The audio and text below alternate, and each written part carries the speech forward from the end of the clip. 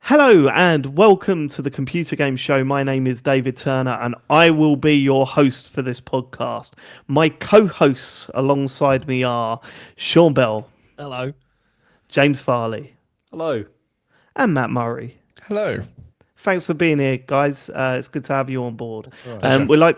We'd like to start by saying a big thanks to our Patreon producers this month. They are Aaron Patrick, the QuickBooks chap, Simon Nelson, Moomin Biscuit, Trans Rights are Human Rights, Dave Ernsberger, Colin Brown, Gasman, Rocketman76, Smooth Monkey, John Tempelli, Jackie Sniper, Sam Higton, Thomas, Stan, Philip with an F, Cutty, Steve Lee, Jack Oven, Grey Dragon Claw, Colin the Carwanker Smith, Lee Keybottom, My Dog Skip, Dean, Evil Mammal, Boza Karma, Conky Donkers, Full Nels Conga, Laser Quest, and Steve Littler. Thank you so much for going Full Nels. Thank you so much for your support. You keep the show going.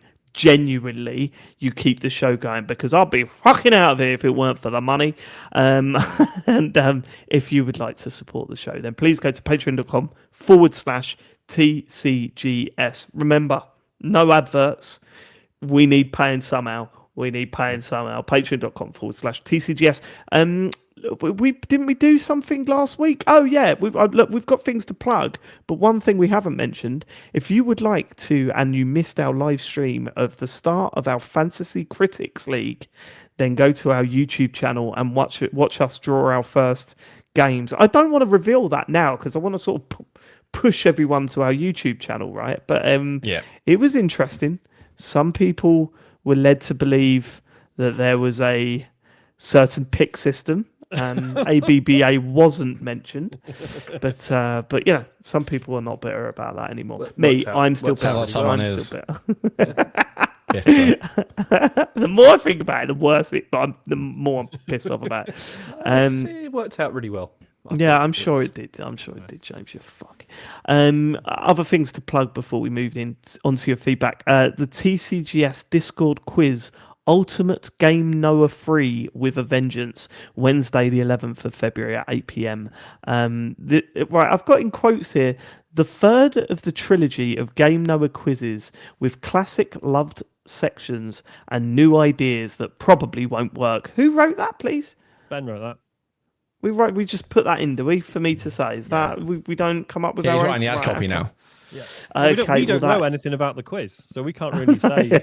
We are not the Might game be knowers. awful. I don't know. To take part in the gaming quiz, then you need to be part of our Discord. You can do so by going to tcgs.co. There's a link to our Discord there. Come and join our lovely community. There's a little plug here for Ian Lee's Imposter Syndrome on April the 19th. At 53.2 in Manchester. So if you're up north and you would like to see Ian Lee and myself on stage dicking about, then April the 19th, 53.2 Manchester, go to ianlee.com for tickets. We did one on Saturday night. It went very, very well. Definitely come and see it if you think about it. Come and see it. Sean's going to be at this one. Matt's going to be at this one. James will not be at this one, but don't let that put you off. So please come along and watch us be idiots on stage. That's enough of all of that. Let's get to feedback. Oh, sorry. Before we get to feedback, I should say the show was brilliant on Saturday. Thank you. So many TCGS listeners come up to me and spoke to me after the show. It was really nice meeting you all. It sort of really made my night because it is Ian's show. It's Ian's night, and there was a lot of his fans there. But to know that a few TCGS listeners were amongst them, stinking up the joint. I'm joking. It was absolutely lovely to meet a few of you there. So thank you for coming over and saying hi after the gig. It was lovely. Right, let's get to feedback. Matt, last week's show, absolute banger. I assume they all loved it. Not a single bit of negative feedback apart from this first bit. Dixon Myers, I've never had a podcast make me physically sick before, but listening to Sean repeatedly say Areola this week nearly made me bring up my Scotch egg. Keep up the good work, Dixon Myers. I don't. What is everyone's problem with that? I'm not going to say it again. I'm not going to rub it in. Because it's you. That's what it is. It's just you that Viola. Like, do you know I counted I'm not allowed any sexual dimensions am I? No, just same with me. Like, people should see me as asexual and not. You know what I mean? Like, I get that. That's fine. Like, I know. we should be like I'm not children's sitting here TV going, shows. why don't people think about me and nudies? Talking about mine. They probably do, David. I mean, we know you're a very sexual person, Sean. Yeah, It's, thank you know, Can we Do move you know, on? I counted in that. I went back and listened to it 13 times. We mentioned it in the space of about 3 minutes. It was insane. It was insane. And once it felt like we'd gone past that sort of like, oh, right, they've moved on. Nope, it came up again. It was foul. Yeah. Right way of saying it. Well, I'm sorry for anyone who's upset about the thought of anyone's body parts. Right. Okay. Okay. Right. We've probably Imagine if I covered got that. really annoyed. Like, my areolas are beautiful. What's wrong with you? I am also curious. You know what that name is, Matt? Right. That's because usually you avoid reading out the funny ones. Oh yeah, I do get it now. Yeah. Oh my god, you didn't get it. No, because at first I was like, is it Miaz? I think I said Miaz. I think that's how I pronounced it. If Yeah, I did- know, but listen to Yeah. it back. It is very Yeah, good. no. At one point, you say it really quickly, and it's perfect. Brilliant! You didn't know what that That's was. unfortunate. Okay. Dalton has messaged. Yeah. Please stop saying no games are complete on disc/card. There's a website called doesitplay.org that keeps track of games that are complete on disc/card, and you'll be surprised at the amount of games that do not require patches. I mean, That's, I don't think fair point. at any point we said that no games come on disc. No, but we That's did certainly imply. what- No, we I get an think implication. I I think think I David actually said did, that. James. Yeah, I think I literally said Yeah. no games come on the disc anymore. Well, I think so. I think I'll and yeah, okay. If this isn't what we literally said, then obviously I apologize. I'm not saying, oh no, actually we said this. I think probably what we meant was, in most cases, the version that is on the disc, even if it is playable, probably not the version you want after a week of release. Do you know what I mean? Like, I don't think Yeah, we but even that's got to that not- kind of level of minutia. It's basically, I can't remember what the question Yeah. was, but David's like, "You an idiot! Of course Yeah, they're it's not on the basically disc yeah, slash it's just card." a minute. It was all just going Yeah. I don't know why I'm so adamant about that. I think it's because Sean says it all the time, and I just believed him. I'm going to blame Sean. Actually, it Why is wasn't this- Sean's How was fault. that my fault? You shut up. I I don't know, man. I don't know why. I even during that conversation, I was thinking, David, I don't know if you're right here. Why are you being so adamant about it? But thanks for correcting me, Dalton. And I'd like to apologise to the person that messaged in last week, who we pointed and laughed at and said, "You idiot! You've got no idea what you're talking about." It's easily done, David. You know, it's like, you know, you're not really sure if you're right about something, but you just keep pushing it, and then it will become true. It's, No, it Oh, does. No, that wow, last okay. bit doesn't happen. Very, James. very Trumpian of James. Yeah, I There. was going to say. Not a Donald Trump Trumpian, of the but pod, isn't very, he? very necessary conversation. Right. Got that as well. Okay, we've got a couple of a couple of bigger bits of feedback about the game story. We talked about, obviously, game going into administration yet again. Rodders starts off by saying, following last week's game story, I worked there for 4 years. You could see the company change when I started. The console deal was £20 off the first game, £10 off the next two. So when parents came over Christmas or just shopping for their kids, you could have a proper chat and try and sell them something you'd hoped they would enjoy. There was the ability to talk to people about your gaming knowledge, memory cards, controllers, etc., generally trying to get them a good deal. The game cards percentage reporting was always there, but it wasn't so bad. So was the reporting of pre-orders, but the main reason for pre-orders was to get copies in store. They worked on something like a normal store would get 50 copies of a big new release in plus one copy per pre-order.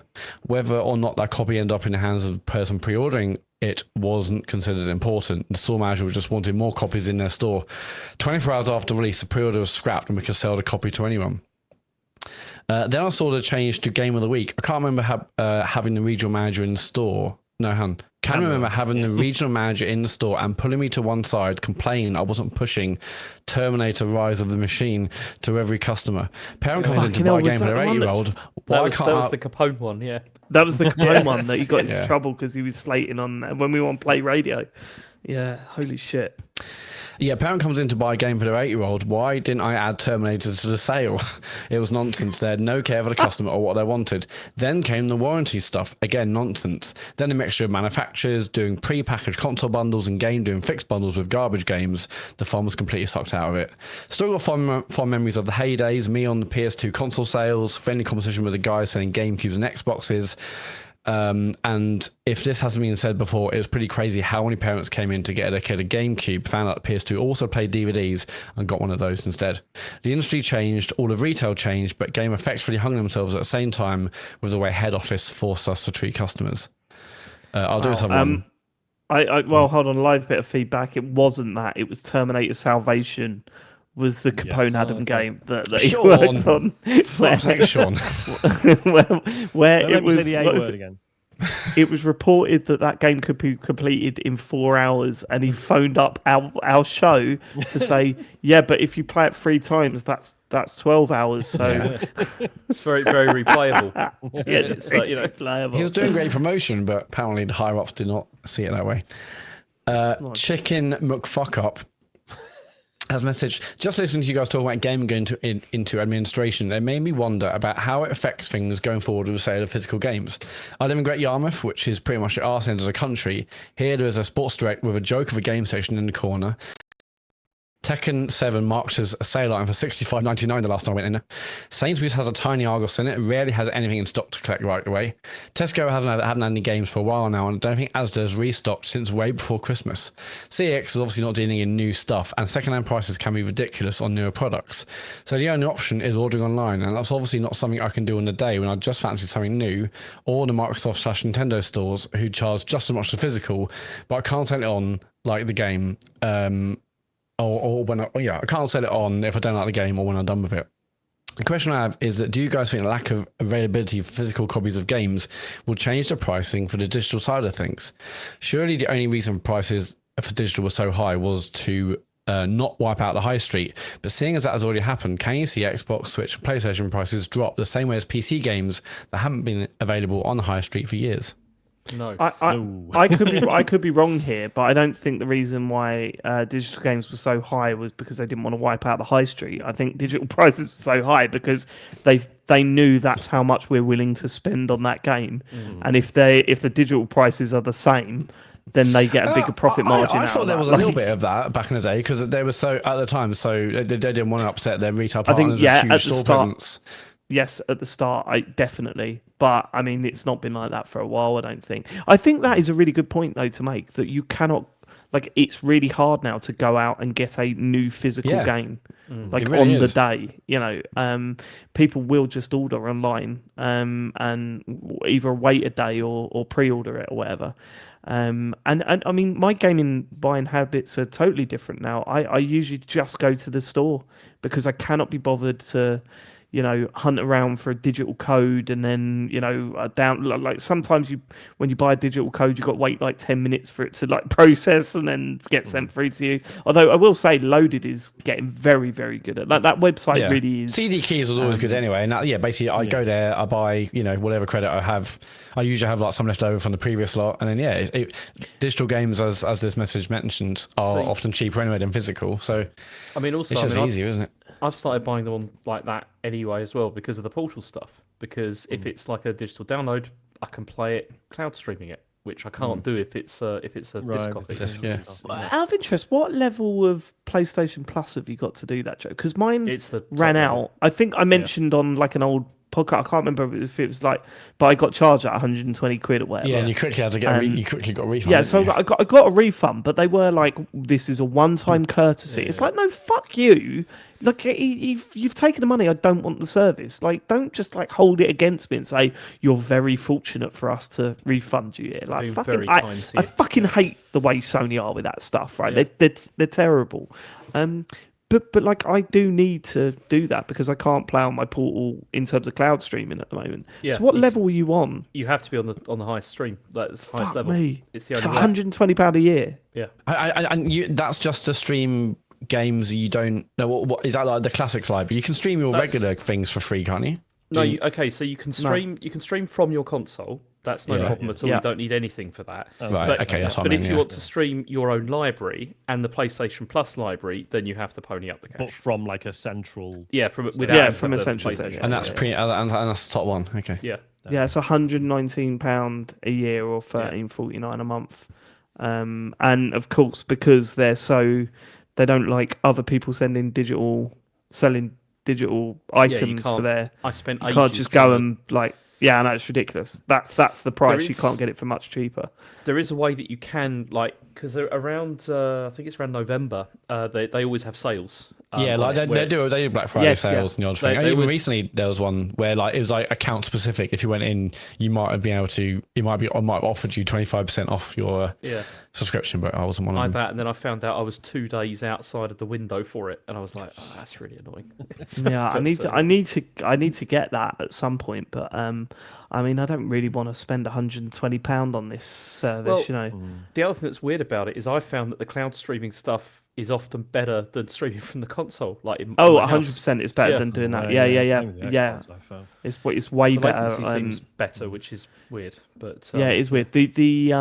I played Dispatch all the way through with that, and what would happen is about 30 seconds after loading into the game, it would glitch once, and then it'd be perfect. It's wild.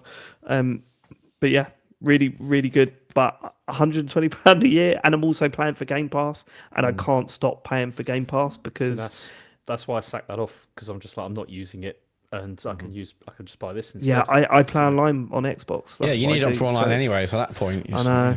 Yeah, it's fucking shit. What do you think about the rumours of the OLED portal coming soon? I wouldn't buy it. Any no temptation? That screen is brilliant. It's amazing. The screen that's on it's really good. It's beautiful, yeah. I'm not sure I'm potentially faster Wi-Fi, but anyway. Gav, sorry, just quickly, on loaded.com, website formerly known as CD Keys, I've been having a weird old time on there the last sort of week. I just feel like there's been a number of times. So my understanding is that they're legit. They're not, I believe they're not like a grey market site like some of the other ones you hear about. My understanding, and like I say, this may not be correct. Basically, they have the capacity to buy keys in bulk straight from publishers, and then that means they can afford to offer them at a discount because they're happy to sit on the stock, basically. But what you often see, and what I've been taking advantage of the last few weeks, and I think I need to stop, is like they will have indie stuff that's like a couple of years old, often something that like I've played on Game Pass or whatever, and they'll have it for like 40p. And I'm like, surely I might, like, this is at the point where it's like, this is of no benefit to the developer, right? I may as well, as far as they're concerned, I may as well be stealing this. But it's legit, in inverted commas, right? So, I don't know. I don't know what's going on there. I've heard, apparently sometimes you see this with indie games, like if an indie game's getting like massively discounted, it sometimes means that like, the royalty agreement with the publisher is about to expire, right? Or the rights are about to revert to the dev, so the publisher's like, well, fuck it, let it go for 50p, and then we'll make one last cash. Yeah, one last like gathering of 50p's. So I've like hoovered up a bunch of stuff, being like, oh yeah, fuck it, why not? And then afterwards, I'm like, probably shouldn't have done that. I don't think anyone. I'm worried about it, Sean. You're just one man that's been offered a deal. At the end of the day, you've just got to look at it like that. Like, what am I going to do? Just go, oh no, actually, I will pay 20 quid for it. More like, on purpose. Yeah. You just got to, what was the question? I'm sure we answered. Will digital games get cheaper? No. Yeah, no, absolutely. No, they used to us. Yeah, we're used to paying these prices now. This is it. It's Cool. Gav, feedback. I recently started Citizen Sleeper and wanted to thank Sean and Matt for championing it. It really isn't my usual style of game at all, but I was looking for something with a little different pace and Arc Raiders to casually play on my Steam Deck. I searched your show archive and mentions of it and was able to listen back to previous episodes where you discussed it. It explained a lot of things that confused me when I first started playing. I guess this is really just appreciating the archive you've created. I've never really gone back to all episodes outside of my yearly GOTY replays, so I think I'll be doing that as I catch up with all the stuff I have inevitably missed through recent years. You're the gift that keeps on giving. Please don't stop. Nice one, Gav. It is handy to go back and search. There is that as well. Yeah, totally. And the more I think about it, the more I'm annoyed at myself for not putting Citizen Sleeper 2 in the Game of the Year list. I I think. don't know. was You seemed blown pretty away, cool yeah. on it afterwards. You thought, like, I know you But that's just said it, it but was it's- good, but But like, I think because I put like Shinobi in, for example, which is absolutely fantastic. But then when it came to it, I was like, I don't have a huge amount to say about it. Whereas Citizen Sleeper 2, I continued to think about it for the rest of the year, gotcha. and like could have just sat and gone on about it for 20 minutes. So maybe it's a good thing I didn't nominate it. I think I think I'm allowed to say I'm doing. It's Kane and Rince are doing Citizen Sleeper this year, and I've been asked to do that. So I'm really looking forward. to that as well. look at you! That'd be a nice.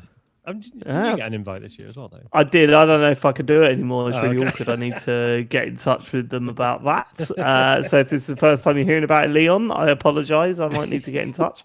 I'm not sure if he listens. He never gets in touch. Leon. And no, he doesn't like me. Before we get like tons of feedback, I've just looked up how much 12 months of Xbox Game Pass Ultimate is on loaded.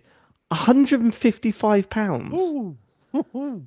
What? I mean, this stuff has got. Do you remember when it was £40 for Yeah. the year? Yeah. What the fuck? Oh, was it ever But- that? but how much- no, how I'm much thinking about is Game. Ultimate I'm normally? thinking Is it about Game. 20 quid a No, I'm month? thinking about Game. No, that's Xbox Live Gold. It was Yeah, it never was Xbox £40. Live We're Gold, paying that much, but just through. that was semi different. digital Sorry, Matt. means. How much is Game Pass Ultimate per month anyway? Not, is it 20 quid? 20 something quid? So 150. 17 quid on here. It does make it cheaper. Maybe not. £17 a month. Yeah, it is. Wow. It is crazy. Yeah. Wow. Okay. Best deal in gaming. I'm sorry. No, I'm That's I don't know seriously if you had thinking. the. I don't know if you had the same thing, James. I know you don't use your Series S a lot, but when my Game Pass sub finally lapsed, and I was like, right, I'm just going to delete all the Game Pass games on it. And I was just looking at it like, oh no, I own like lots of good Xbox games that I just haven't played because I was just constantly getting bombarded with new Game Pass stuff. So it's nice. Well, this is what I'm Put it also back thinking. for a So bit. 12 months of Xbox Game Pass loaded is £47. So do I just get that and then buy Forza when it comes out? Probably. See, that's what I've done because I haven't got a Game Pass sub at the moment, but I've got a key actually like sort of ready for whenever we do some sort of like stream or whatever, and I need it, Yeah. and then I'll activate it, and then I'm just anything like that I'll just buy. Yeah. It's Yeah, it does effectively make it almost half price because Ultimate is £23 a month normally. And that makes it £12.92, but that is, it's different, isn't it? There's been rumours this week that they're going to merge the PC and Xbox One, so there's only one basically.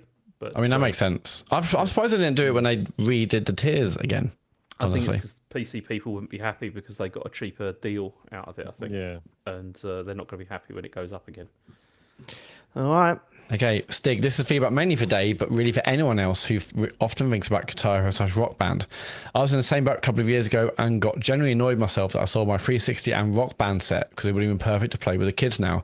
Anyway, what I did to fill the void was to get Clone Hero on my PC, buy a second-hand guitar off Marketplace, and hey presto, thousands of free community-made and supported Guitar Hero style tracks. Have a look at Clone Hero. It's a way forward if you get that Guitar Hero itch. Cheers, Dick. I've had a few people message me about this. Do not have a PC, though.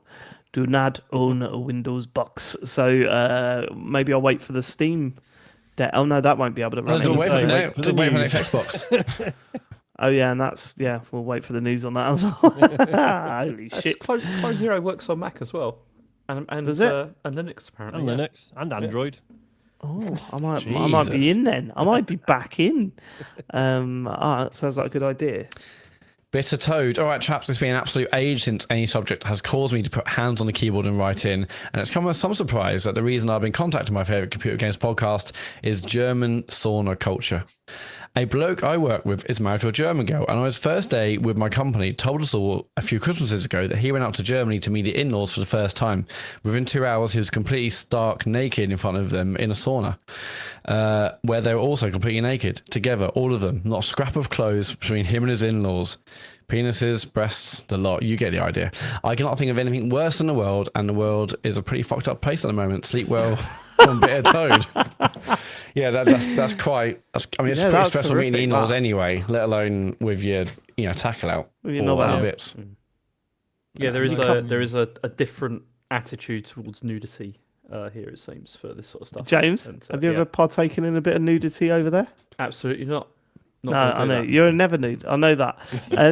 I did have a touch of German culture in my office today, and I want to know if I was told, like, if it was bullshit. Listen or to not. Rammstein or No, someone come back from Germany and they said we've got snacks, and I looked over and I was like, why are there cats all over the snack? And they went, oh no, it's a German thing. It's cat's tongues. It's like not actually cat's tongues. They're chocolate, Right. but in Yeah. the shape of cat's tongues. Okay. And they're like a really popular thing in Germany. Is that true, James? Never heard of that before. I mean, James is the worst person to ask about this on this podcast. Oh yeah, he actually. doesn't. I mean, he There's seeks what? out the British pub in the thing. He goes, what are you right, I'll talking have a about, roast Dave? dinner and a Boddington's.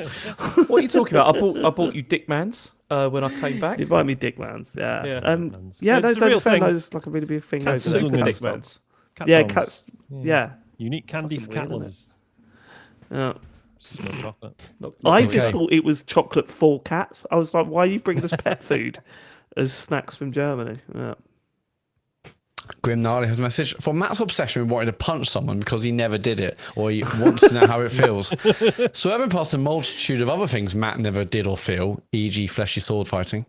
Well, I did a lot of things at university, actually. I bet he think did. I bet James- if I was to bet if Matt had done fleshy sword fighting or not, I would bet that he did. I bet he had a wild because he went to uni, didn't he, with uni mates that they called themselves the Magnificent Seven. No, yeah, that's they my mates definitely from got their school, knobs not out. uni. They definitely got their knobs out. Let's move on. I think James had the perfect solution of letting Matt punch him. However, I would change it to a paid event of last man standing. Exchange of blows. Loser, obviously within the show's theme, has to get a tattoo on the area where the last strike occurred. The tattoo is designed to be discussed ad nauseum on the show for months. See, I would love to do a build up to an event called The Punch. I think Matt would have to wear a boxing glove, and you'd have to wear a boxing glove, right? Yeah, guys, Yeah, don't that'd kill be anyone. Yeah, acceptable. We're not Yeah, going slow bare motion. knuckle. It's Yeah, we'd film it in ultra slow motion. You punch James in the face, but I think we're getting to. I mean, after the tattoo, like, are we getting to? Whoa, the next one you got a nail in your penis. After the milk race and the tattoo, that's enough self-harm. Yeah, what are we, jackass? Like Yeah, cooler really than that. shit jackass, like doing really tame shit. I got a tattoo. Loads of milk. No, he felt really I poorly drank afterwards. tons of It was milk. pretty hardcore. I was in the Straight lots toilet of for milk. hours that evening. Yeah, that was. I really want to do another milk race because my internet conked out, and I feel like I could do better. I lost a good 3 minutes of that. Sorry, time. just for the podcast listeners, both Sean and James shook their head then. So I think if you're doing a milk race, Matt, What, you're doing for it on one? your own. milk You race for time one. yourself against the video. Just watch it. At least you won't- to at see least you like, won't- At speed. least you won't fucking lose this time. Tell If it's Matt, just you how doing it. about a cream race? Yeah, a pint of cream. I'm sorry. You know, Oh, a pint of cream. I would like to see you do a profiterole race where you're just like a mountain of profiteroles and you've got to just chuck as many of your gob as possible. James would Tempting. hoover them up. You're just inhaling them as they go. Cream egg I was race. gonna Did you say find you out could, like- for Easter? That'd be good. Cream egg race. you could do it with chopsticks, like the profiteroles. But then I just thought it'd be funnier just to have your hands like in it and just like Yeah. shoveling them in. No, I literally see you just having your mouth the same shape, exactly the right size for a profiterole, Yeah. and you're just like a hoover, like inhaling you're them. going to a hoover. It's tempting, actually. Something to work on, maybe. Also, side question. Dave recently said his friend Jay was in his teddy bear sheets at the moment. Is this a British phrase? I've never heard of it, and now plan on using it all the time. Hopefully people won't think I'm being infantilizing or a pedophile, or both. I can't believe I've got to explain this. So my friend Jay, once we were playing on Xbox, and he went, "I've got to go to bed because my wife bought these it's the sort of furry sheets." Yeah, Like, Oh, he- right, yeah, yeah. teddy yeah, bear. like it was like in the middle of the winter. He was like, "Oh, she got me these sort of teddy bear sheets, and I can't wait to go to bed." So like, I'm going to bed early, boys. Off he went. So it's like fleecy ones. Darren's saying in the chat, yeah, they're like that. But he called them teddy bear sheets, and that's now every time he goes to bed. Right, I'll see you later, boys. TBS. Like that's what he says. Yeah. Honestly, we talk so much bollocks, and I really don't want to be like, and then Wazzo said this. But that is how we communicate with each other. TBS, guys, TBS. So, Jay. So that explains that one. But no, it is not a British phrase. I don't think it's a common thing. I just think Jay loves sleeping. That's the anecdotes there. Next bit of feedback, Matt. Ryan Gosling's Papyrus. Hang on. Papyrus? How do you pronounce that font? Papyrus. Yeah. Papyrus. Ryan Gosling's Papyrus character, which is an incredible SNL sketch. Yeah, I think there's two of them actually while we're watching out. Why is the not uppercase like the rest of the words on your cover artwork? We should have put a warning out before saying that, because after I didn't even notice it. And then after he said that, you look at it now, it's all like, it's like the arrow in the FedEx logo. It's a stylistic choice. Yeah, it's called fine. design. Look it Yeah. up. Yeah. That's literally what it is. It's just a stylistic choice. I like it. Style, Ryan, right? Style. Yeah, Ryan Gosling's character. Hack on Lindstad. We're going to end with them. Dave, are you trying to keep him down? You completely forgot about Mr. Farley's greatest singing success.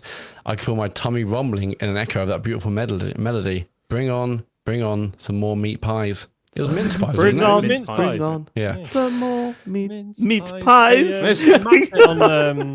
He's done me there. Champ. Did on one of the Christmas concerts, so yeah. You did, yeah.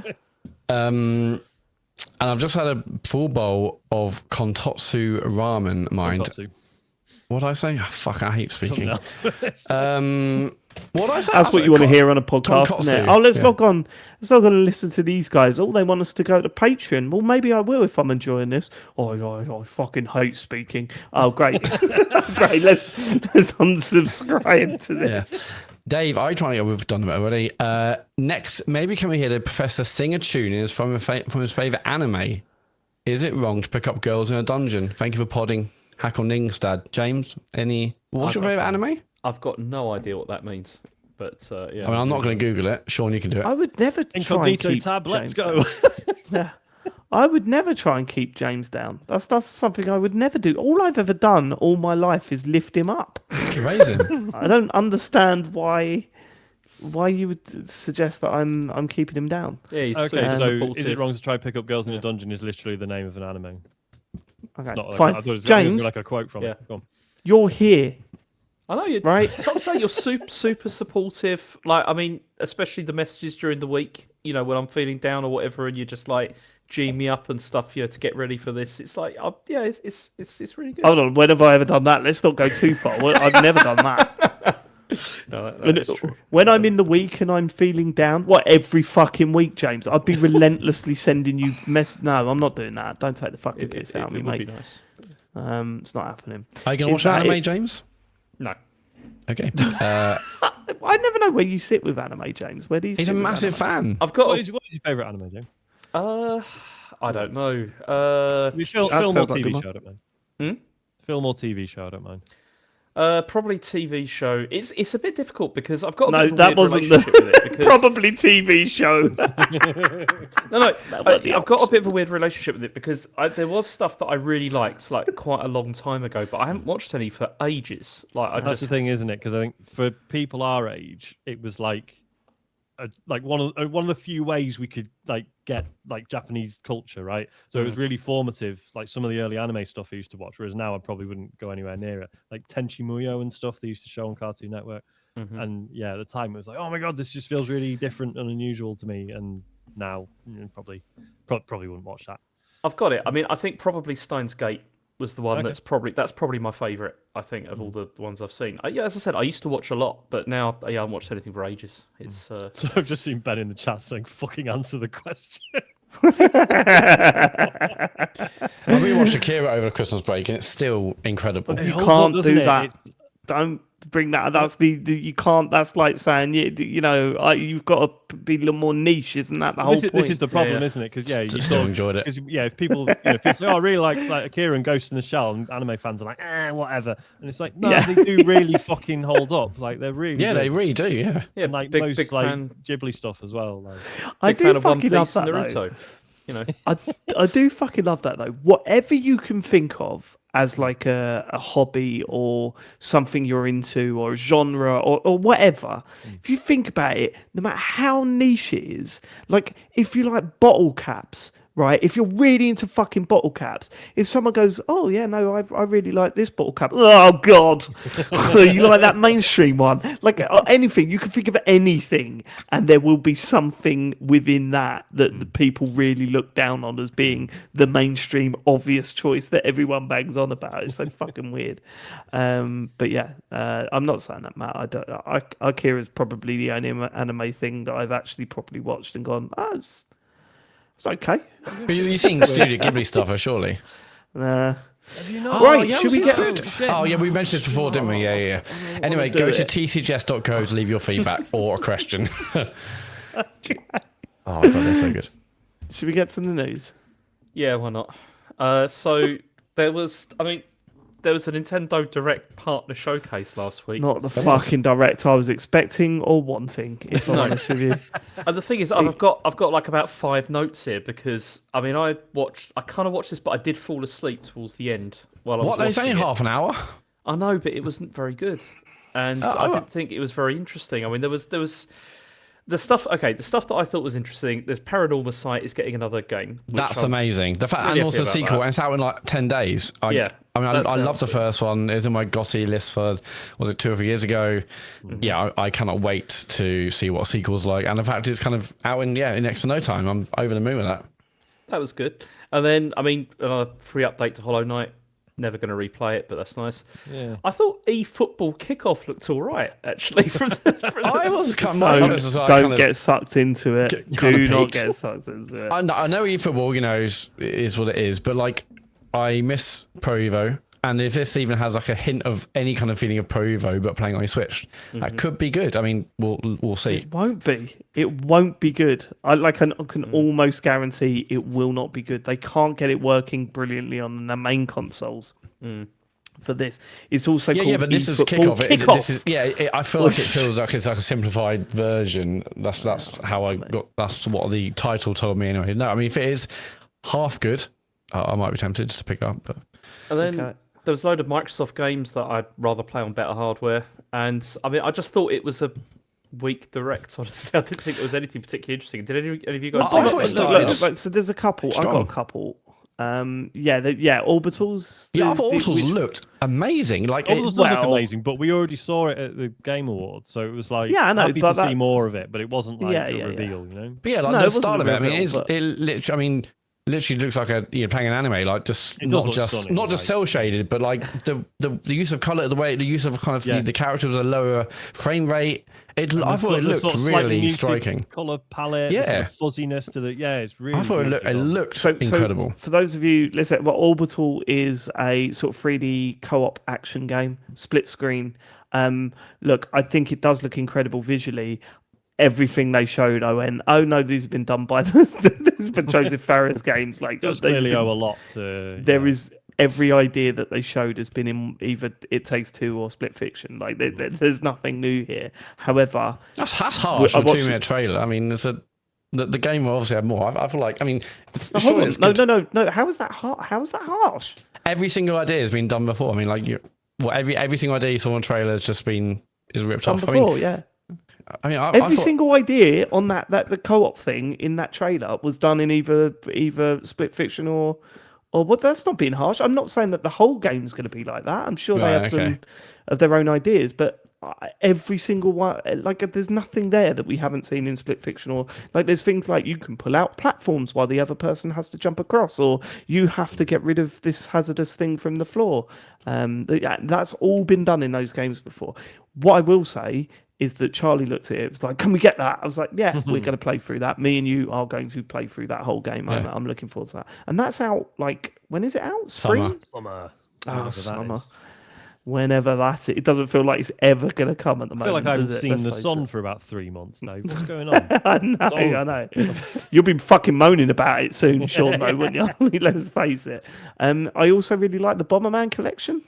I genuinely, I don't think I've played a Bomberman game with the kids, and it looks like a really good collection of like the classic Bombermans, Bomberman 1, 2, Super Bomberman, stuff like that. So I know it's Bomberman, and how good can that really be?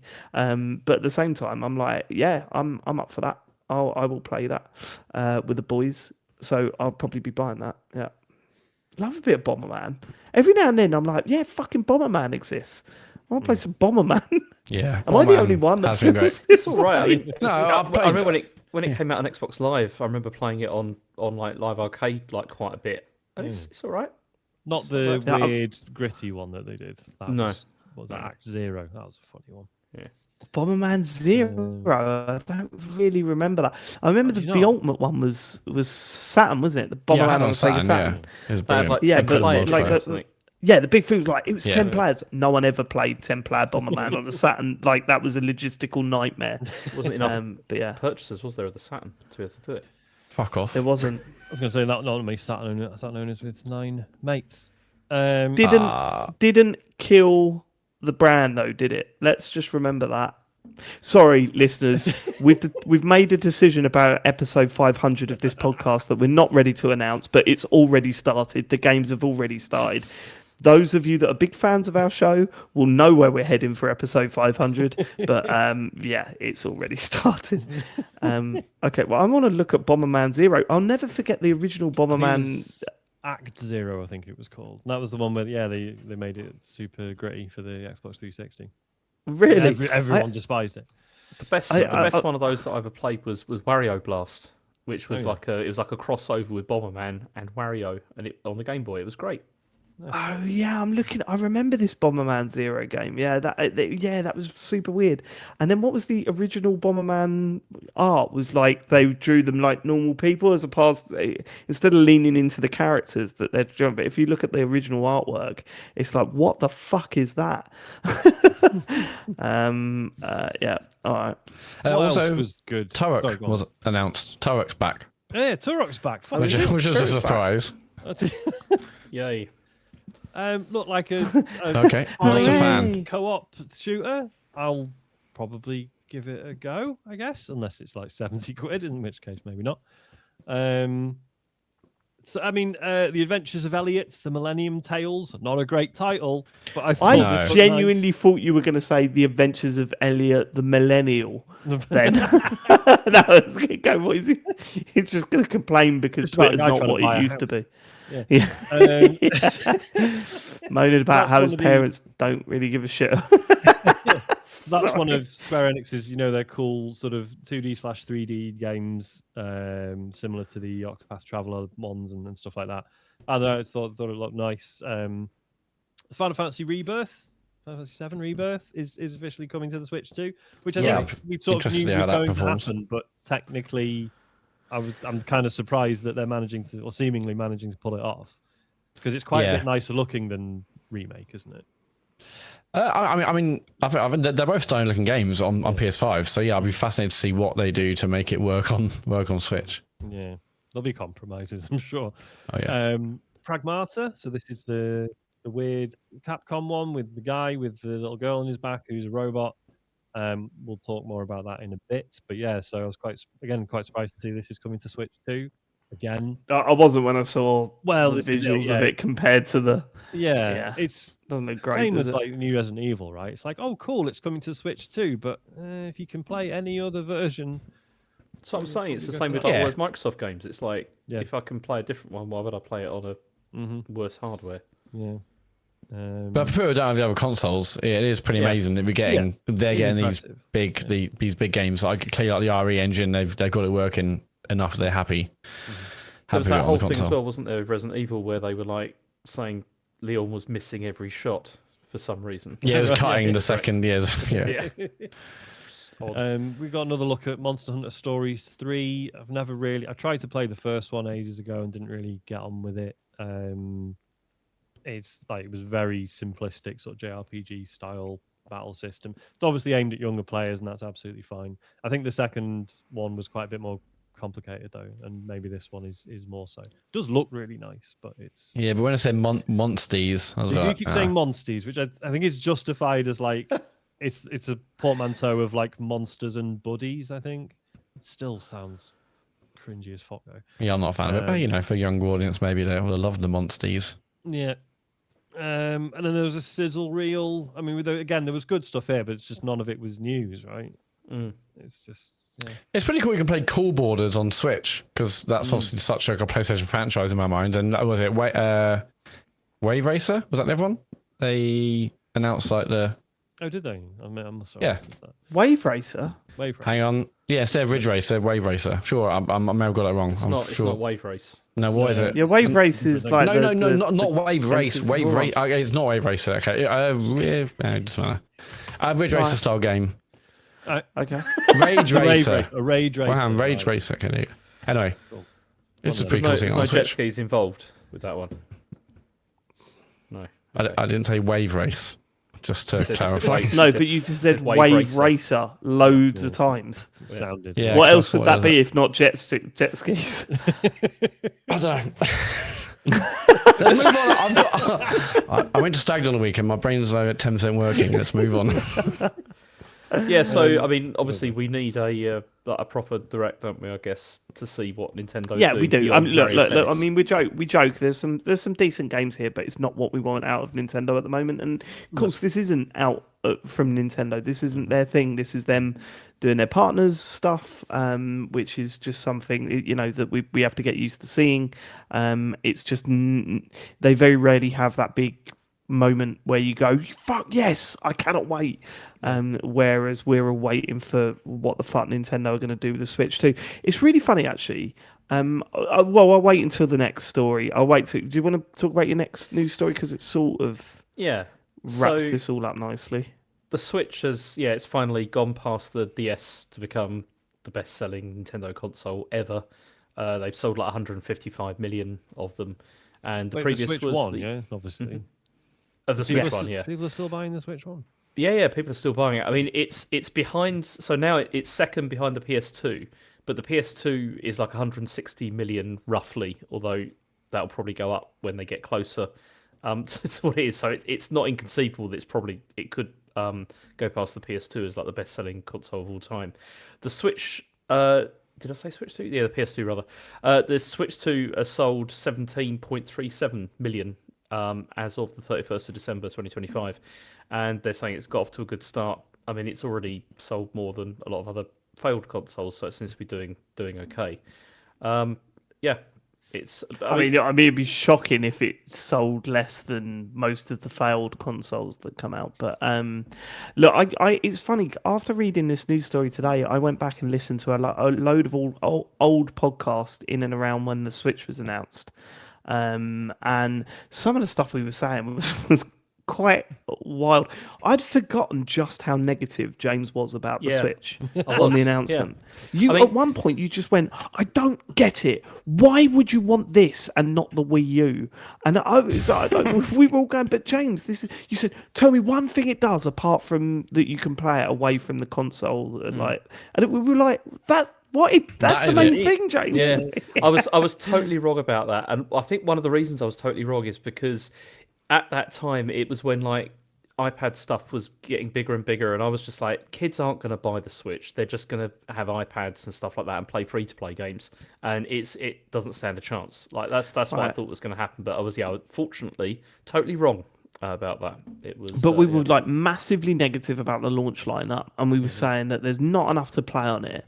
And then we're talking about the games like Mario Odyssey was announced, Mario Kart 8 Deluxe. That was an old Mario Kart game being brought out again. But then they also had, Legend of Zelda and Breath of the Wild and Arms. That was the sort of big push at the start, which wasn't great, but it was still, I would say, arguably better than what we've had for the Switch 2. Yeah. But the difference is now we are... Not even arguably. I mean, Breath of the Wild is one of the greatest games of all time. Yeah, but then you could argue that also come out on the previous console. And there's also like Splatoon, that had started on the Wii U as well, which, obviously it got a lot bigger on the Switch because of the user base and stuff. Yeah, and we also joked at the time that Splatoon 2 was Splatoon 1.5 really, but Yeah. Oh, that's right. Yeah, sure. But that didn't come out a few months after you're launch, right. right? No, but there But- was but still we are a now- much better cadence of releases though. Like over that, it feels like to me that it was like it felt like about every 2 or 3 months there was something like pretty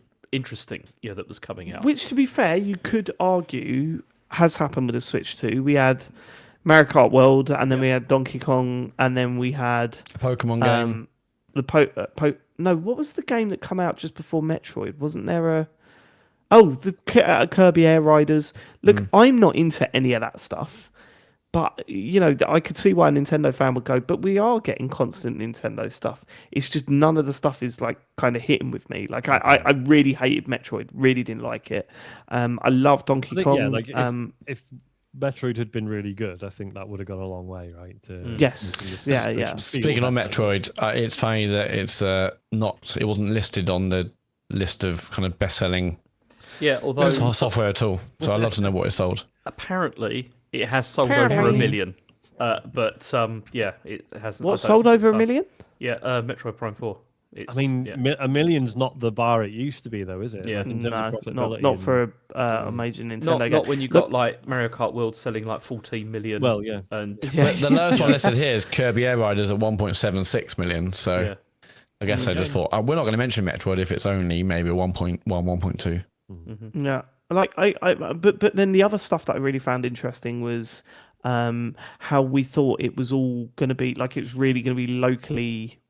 Which I suppose it was. Like the idea was you could take your Switch around a mate's house and then play on a Joy-Con each, like in tabletop mode. No one did that, really, did they? I'm sure there was a few friends that did it, like youngsters did it. Kids do it. I've seen kids doing that on the train here. Like, kids did it, and to be fair, I did have that option on the plane when we went on holiday a couple of years ago. Me and Charlie were playing Mario Kart on a plane like that, but it's not something that you do regularly.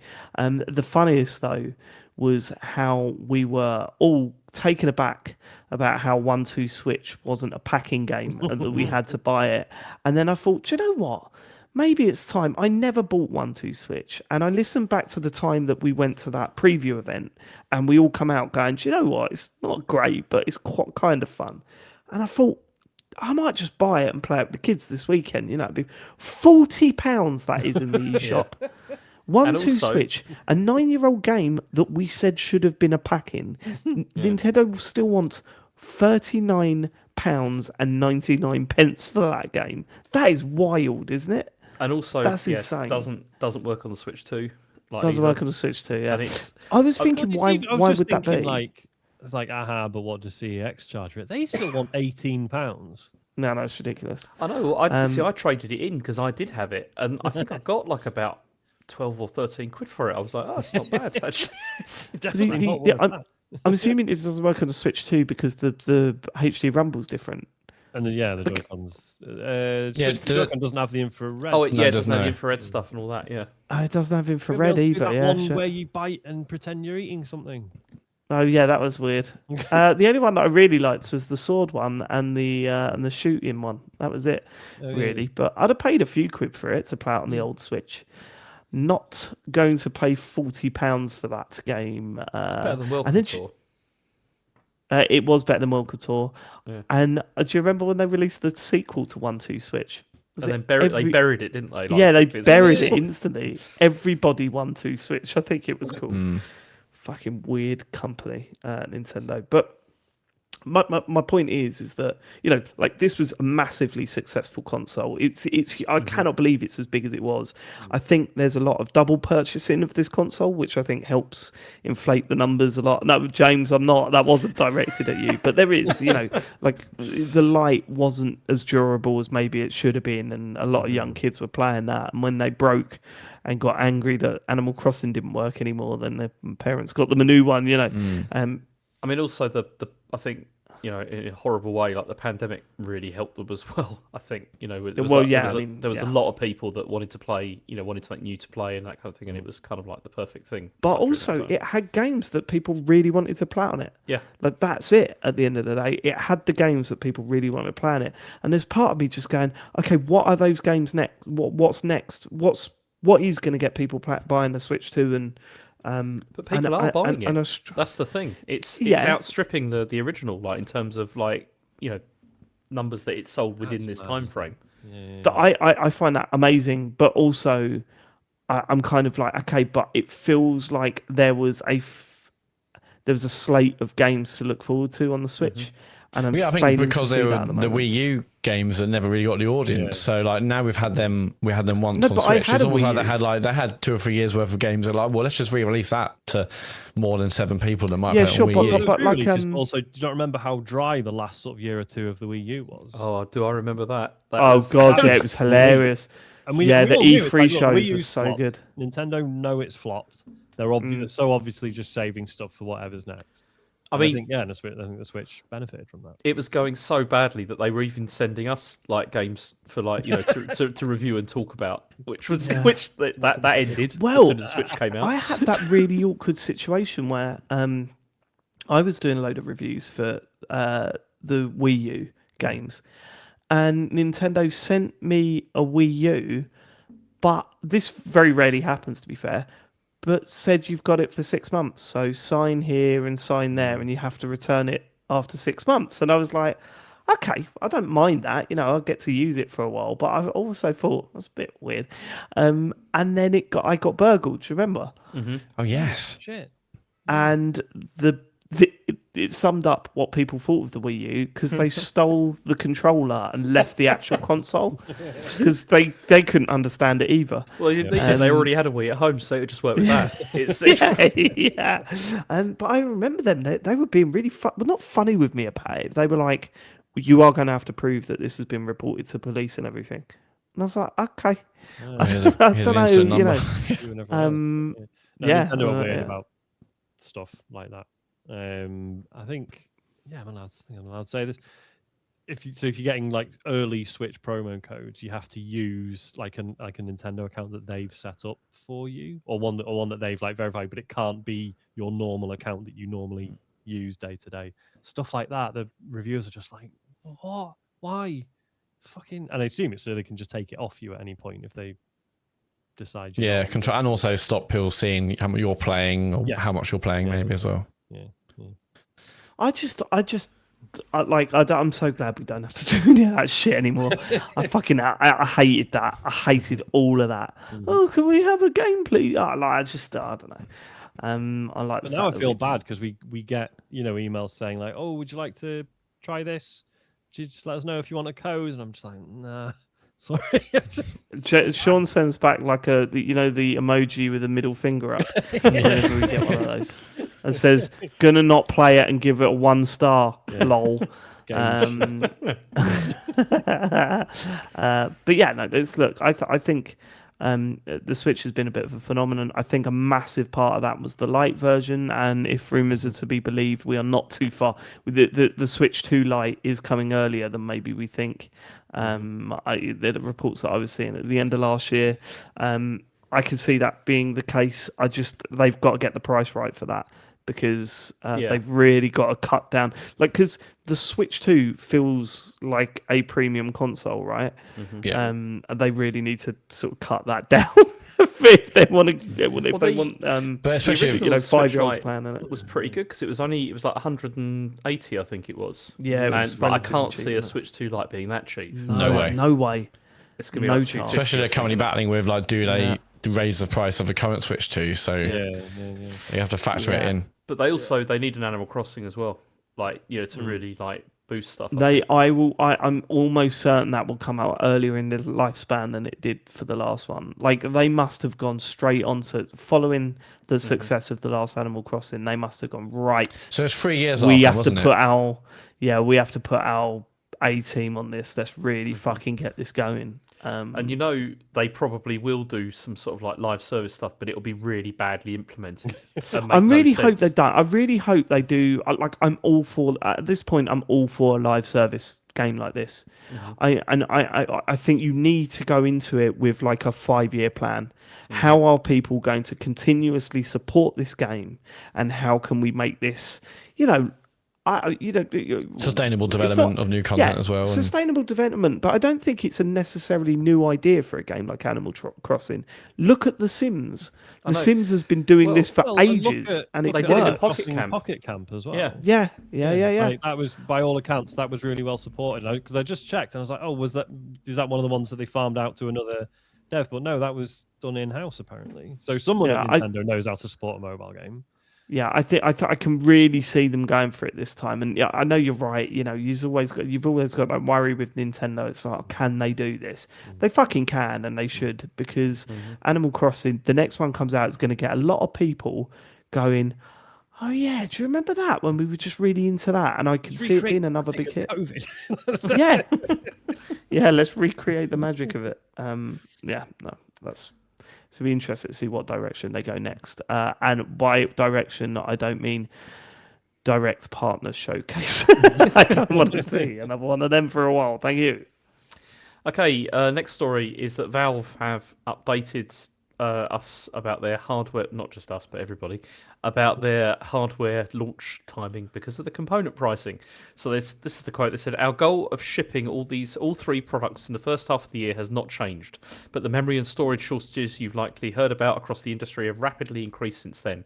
The limited availability and the growing prices of these critical components mean we must revisit our exact shipping schedule and pricing, especially around Steam Machine and Steam Frame. And they did add that it will be competitively priced. They said ideally it would be pretty competitive with and have a pretty good deal, but we're working on refining that as we speak. And right now it's just a hard time to have a really good idea of what the price is going to be because there are a lot of different things that are fluctuating. I was going to say, competitively priced means a different thing every week at the moment, doesn't it? Yeah. The thing competitive with building the equal spec yourself.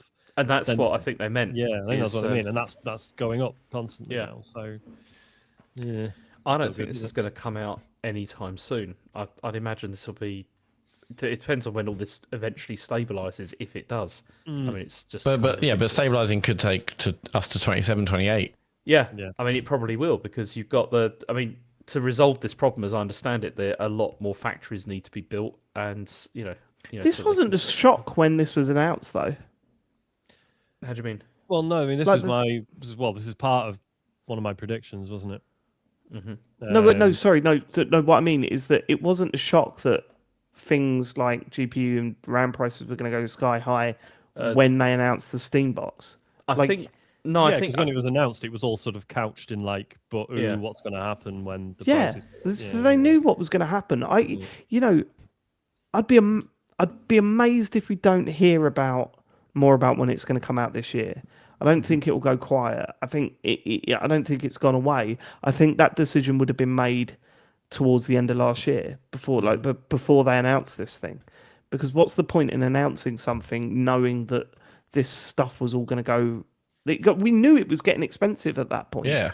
So this and they would have known even before then, because they work in the fucking industry. I was going to say, it's difficult to believe that a company like Valve would be like, it might blow over though. Have you seen these prices? This is mad. I think maybe jumping to the conclusion, they've obviously delayed things, and they want to see where the market's at a later date. But I don't think it's like a suddenly what. Right, pull the plug. Because that just makes no sense to me. Obviously, they've gone through a lot of design with this to get it to the point where they're showing off features of, it's got removable face plates and it looks like this and it's this size. Like they got to that point. I'd be amazed if we just don't hear from this again, or we're waiting until 2028 until it comes out. Yeah, they confirmed again they're shipping it in the first half of the year. I think before it was early 26, so. They probably have moved a bit, but according to this, they're still going to ship by June, really. So right. I don't know. I mean, maybe they're thinking they do need to get it out sooner before prices go up more. Like if they the initial batch or something like that, so they can release it. It's going to be worse than we planned, but then it's going to be even worse than that in another 6 months. So may as well. I can see them releasing it, and in a year's time, 6 months' time, it goes up again in price. That's the other concern. And this. It's kind of connected to the next story as well, because like AMD have suggested that the next Xbox is going to arrive in 2027, And this was AMD CEO Lisa Su who revealed this during a company's earnings call, where she said that development was progressing well to support a launch in 2027. I mean, this is from Engadget, and as I said, this doesn't mean it's nailed on for like 2027, but there seems to be an intention that that's when it's going to be. But this, I mean, I still don't understand at this point the point of releasing this like next year. I don't see the point at all. I mean, it makes more sense for Xbox. Yeah, they don't want to get the jump on PlayStation, but yeah. If they can bring out a new console and it's like, hey, guess what? Yeah, all our stuff's multi-platform, but we have a definitively more powerful bit of hardware, then that's something. But that will still annoy me because, as we've said, maybe that's why Sony are like, oh shit, do we need to do our new one as well? Because I don't think they would bother otherwise. And as a consumer, I'm not really interested. I would sort of rather we didn't kick off another gen because, as we've said, it feels like this one hasn't anywhere near come to fruition yet. And it also depends on how much this thing is going to cost as well. Because if it is going to be like, well, we know now that they're going to have like the Epic Game Store on there, Steam, the whole of that sort of stuff. Surely this means the hardware is going to be more expensive because they can't sell it at a loss in the same way that they could when it was just that's true, yeah, because they haven't got that guaranteed revenue from software sales. Yeah, they'll get no money. Not unless they mad time. Not unless they have to. There's some sort of deal where they get a cut. They get of a the revenue profits share. of I those stores. can't see. Maybe, but I doubt it. Certainly not from Epic. Jesus. No, they're not going to give Microsoft money to be on Why? there. Why not? They'll sell. If the Xbox is big and is in people's house, like it's another way for people to buy games for Epic. So I'm sure there'd be a deal of some sort cut. But Epic's whole thing with Apple was all about that's this, true, wasn't it? Because they didn't want to Apple. Yeah, it was all about. It's the whole thing about open systems where you don't have to pay like any money to have your storefront like on there. So I can't see them doing that. It'd be really strange. Yeah. I've got zero interest in a new Xbox at this point. I can't imagine what they could do to convince me to buy another one of their consoles. I'm saying that as a sort of console gamer. I like playing my video games on console. I don't like playing them on PC. So then making it a bit more like a PC doesn't really do much for me. When you're thinking all the exclusives are coming out for PlayStation now anyway, what can you do to convince me to buy one of those? Well, I think the thing they're hoping is that the fact you can maybe get your Epic Game Store PC games on it, your PC games on it, so you don't need a PC. You can buy this, and that does both console games and PC games. That's, I assume, is the hook. Yeah, but that doesn't. I don't know if that does convince me, to be honest with you. I mean, what puts me off even more is the fact that it will be running Windows and like proper Windows, like and that is a concern, I think, because I mean I've read so many stories the last couple of days about people complaining about Windows 11 for gaming and how it's not. Yeah, they're making it gradually worse. Well, and people buying the ROG Ally Xbox edition, whatever they called it, and having to like uninstall Teams and Office and stuff like. Oh fucking hell, that came out, didn't it? The ROG Ally Xbox. Yeah. And like as I said, don't get me wrong. Like if I was looking at buying one, part of me would think, well, maybe I can dock this and effectively use it as a PC, and then suddenly having those other apps on it kind of makes sense. But for most people, weird. Yeah. Yeah, it feels too soon, 2027. Yeah, I think so. That's kind of it. Although we have just found out today that there's going to be a PlayStation State of Play on Thursday. We're going to stream it, I believe. We are. We'll be live from 10 to 10 on Thursday night. It's an hour, so it's the longest one I've done, I think, maybe ever. I reckon about half of it's going to be just marathon stuff, right? It'd be that and Wolverine, I think. Yes. Yeah. I'm still fascinated to see how they try and sell marathon at this point. It's maybe it's because I'm so heavily in the Arc Raiders hole that I look at that and just go, I don't get what they could possibly say to convince me that what they're going to bring out is going to be better than this. Yeah. It's wild. But be interested. Like, I'm open to it. But I just, what the fuck are they going to do? Yeah, like, we know it'll play. We know it'll feel amazing to play because Destiny does. Sure, we know the gunplay will feel incredible. We know, in terms of first-person shooting. But as I said, time and time again, the more I play Arc Raiders, the more I go, oh, the enemies are just like some of the best that I've ever fought in a game. Genuinely, like picking off the fact that each enemy reacts completely like within physics. that you can pick off certain like motors and stuff, and that they all react to that. It's like that's such a huge like the part of learning that curve game. you go through where you're like, you start building like wolf packs, which for those who don't play the game, these grenades you throw and they burst into a load of little missiles which seek out enemies and stuff. And you're like, oh man, so if you just bring a couple of those, I can take down anything. And it's like, yeah, but there are other ways. Like there are ways of taking down all the enemies with really basic kit.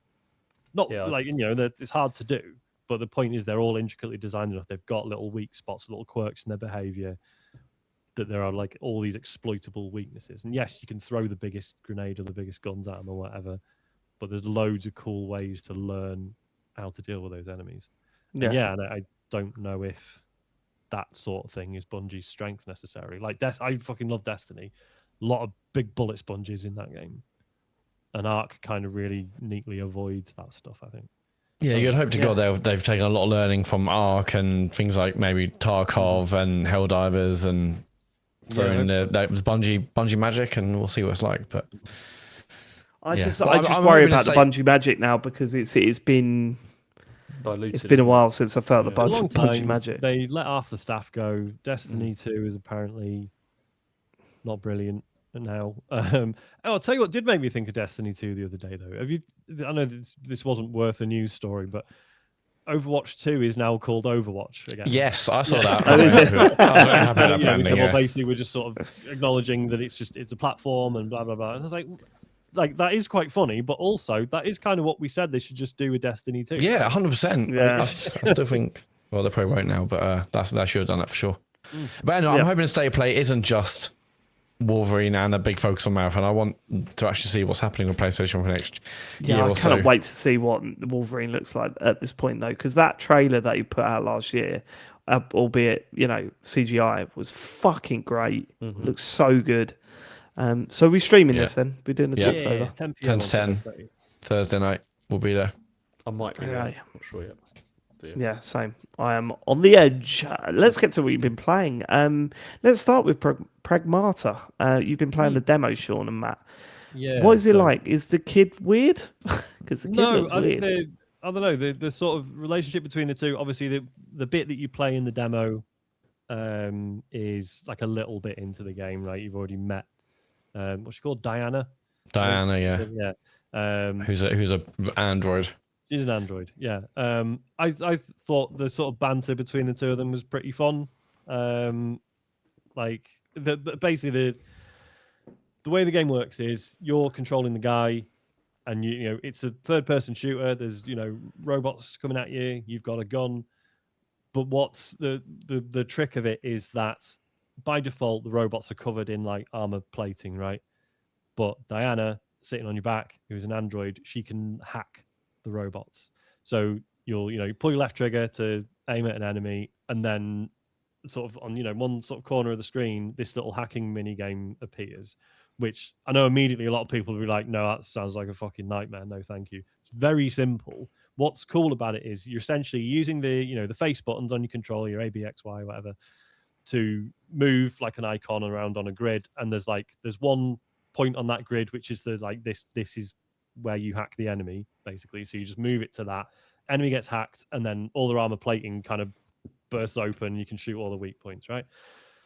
But then there are other sort of nodes on that little grid that either do a bit of extra damage or restore your shield a bit or stuff like that.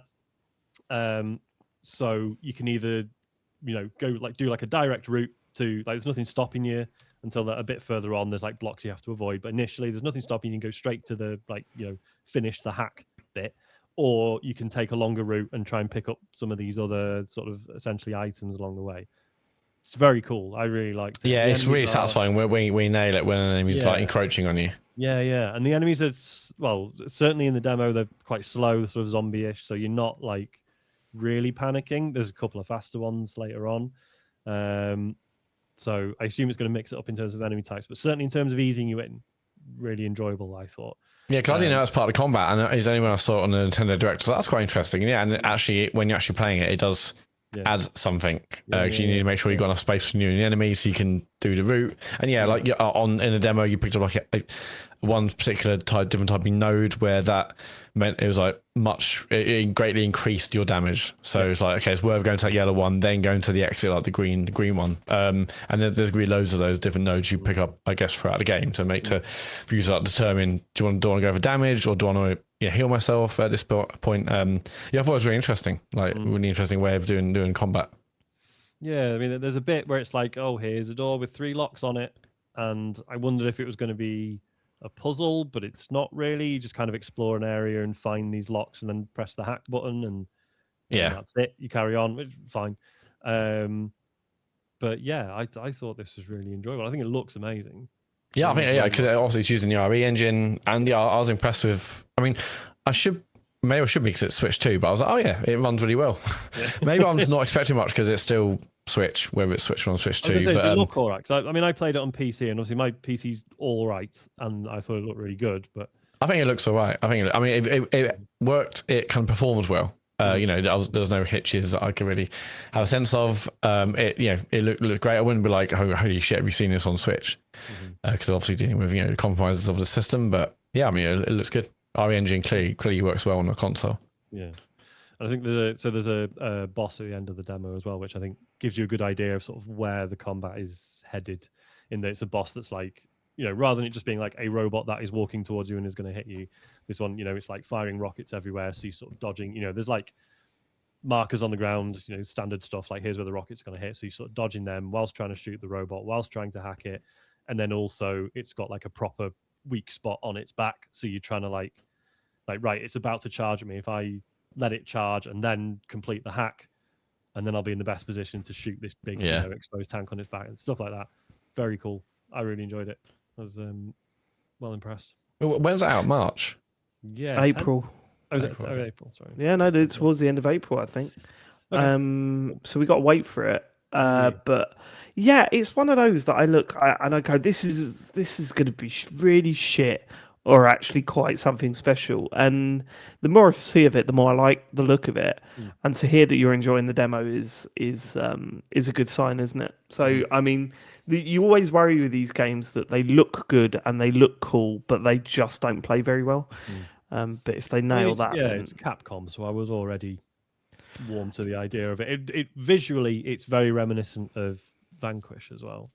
It is, isn't it? Yeah, it's got that sort of smooth environment, that sort of bright white, like a plasticky white sort of suit of armor with a cool helmet. In terms of the pace of it, it's very different. So obviously Vanquish was very fast, and like jet boosting around. You do have little jet boosters in this, but it's you can dodge and you can and to navigate an environment you can jump or just do a big old boost. And there's like one enemy where there's like lasers pointing everywhere, so you can just need to decide whether you want to jump or whatever. In terms of whether that girl's annoying, I mean, it's early days in the demo, but I wasn't instantly annoyed by the dialogue and the banter between the guy and her, but we'll see. Yep. She's no. Did you unlock the other skin for the main character at the end of the demo? No, was that? Did I miss that? So on the PC, I don't know if it's different between PC and Switch, but so on the PC, I finished the demo, and then it was like, oh, you've unlocked like the drawing skin. I was like, there. So the demo ends with like the kid's done this drawing, right? And then you unlock this other skin where it's the same suit of armor, but it's just got all these like childish drawings, like crayons. Oh, great! That's quite funny. So good shit. Nice stuff. Cool. Look forward to that coming out in April. James, you finished a game this week. I did. I finished Baby Steps on the stream, and I've got. It's weird, right? Because I gave up on the train. And fuck me off that. That's still on your plate. That's unbelievable. No, it's not. Do you know what really? Can I just say, what pissed me off about that is that you blitzed through that for the most part. That game, you did stuff in that game that I really fucking struggled with, and you flew past it. The first time you had a bit of resistance, you went like it. Yeah, I can't believe it got so quickly. Let me explain my reasons for doing that. I mean, part of the reason, part of it is that. Part of it's because I did feel that this is like a Souls game in the sense of you do whatever you can to get through it. Yeah, there is some of that. That's fair. I think that's fair. But then the other reason is because because I was only playing it once a week for like an hour, it's like if I'd have sat there for hours and hours and hours, yep, I could have done that. But doing it once a week, I would have been here for weeks and weeks and weeks. Sure, but I'd love to know how much you actually attempted that train. I think it was probably an hour. No. It was 2 hours. It was at least 2 streams. It was two streams. It was two streams, but in the last stream, you gave up after 15 minutes. No, because I think the week before. Yeah. Was it? Yeah, maybe it was. Yeah, I don't remember. But either way, I think in total maybe an hour and a half, maybe. But part of it was also because I was just thinking, Reanimal's out, this week, and I want to move on to something else. Try and blame the podcast for you being a massive baby. I don't care. It's baby steps, and I made it to the end, and I don't care. So it's fine. And it's weird though, because I've still got mixed feeling about this. I mean, I hated the ending stretch. I mean, that was partly because after you. Because it goes on forever. But then I discovered... I know. It doesn't. It just felt longer because you're on stream, but... No, it's... Or were you walking around in a circle? Yeah, I went in the wrong direction. And so I ended up... Because, obviously it's like it is a circle. And I ended up not going directly. Well, I saw your path, James. And if you watch your path again right at the end, you go up the track, try and go up the train, you can't do it. You go in another direction, you go round in a full circle, and you are so close to where that top of the train is. I thought, please fall down to the bottom of the train again, because that would be so funny. I fell like that area. I fell repeatedly as well, just trying to get up the slope. And James, it was twice. I got to the top of the second coach on that train and fell to the bottom again. Yeah, twice. I did that once, and like the amount, like the worst bit for me was getting between the two carriages, and I fell down so many times. I mean. I don't know a number. It could be 30 or 40 times, honestly. Like, and you only fell down that whole thing once. Yeah, you see, I was getting annoyed. You see, the bit between the trains, I didn't mind that too much. That was fine. It was the second carriage. I was just like, this is really annoying me now, and I was just like, I can't. It's so satisfying. The only thing is though, you do. I do feel bad because you have kind of robbed yourself of the big moment. Like getting to the top of that train felt fucking brilliant. Like it really did. Like the time that I didn't fall back down again, it just felt so fucking good. And for you to take the easy route, I can live with that. I don't care. I mean, it's funny because I mean, I was just happy to see the credits by the end, and I did that whole thing though where it traces your route like in the credits. I thought was brilliant. I really liked that. Yeah, it was really good. Because it's like, you see it and it's like I could remember like all of those sections. Yeah, time. I could totally relate to those moments. Yeah. That's the Dark Souls effect, isn't it? Where it's like, because it was so difficult, you remember every bit of it. There's nothing. Yeah. It sounds like there's bits that maybe you breeze through, but none of it's easy. Like it's all. Well, it's wild. It is so much like Dark Souls because do you remember how long you spend in what's the first area in Dark Souls? The one with the sort of skeleton the guys. Undead Asylum. Or the no. After that, the Undead Burg. The Undead Burg, right? Do you remember how difficult that fucking was? And then once you finish it, you go back to the Undead Burg, and you're laughing as you're swiping away at people, and it's just not an issue. I remember spending 40 hours to get to Quelaag, and then in my second run, I did it in 2. You know what I mean? It is that sort of game. Well, I don't know if you've restarted it, and you probably won't, James. But when you if you were to ever restart it again, you'd be like, "What the fuck? I'm here in 12 minutes. This took me several hours before." Like, yeah, I could totally see that. Like, especially starting from the beginning. Like the beginning stuff at the time was horrendous, but then I'm pretty certain that now, it would be nowhere near. It's a breeze. Yeah. And what's really brilliant about playing, or just starting a run again. You don't have to get to the end again, obviously. But what's really great about that is that you're so much more willing to explore now. Because there was tons of stuff in that game that you wouldn't have seen. I can't remember if you saw the guy selling shoes at the start. Didn't see any of that. Yeah, and I never saw stepping on a dead body. I'd never seen that. Got that one, you got that one.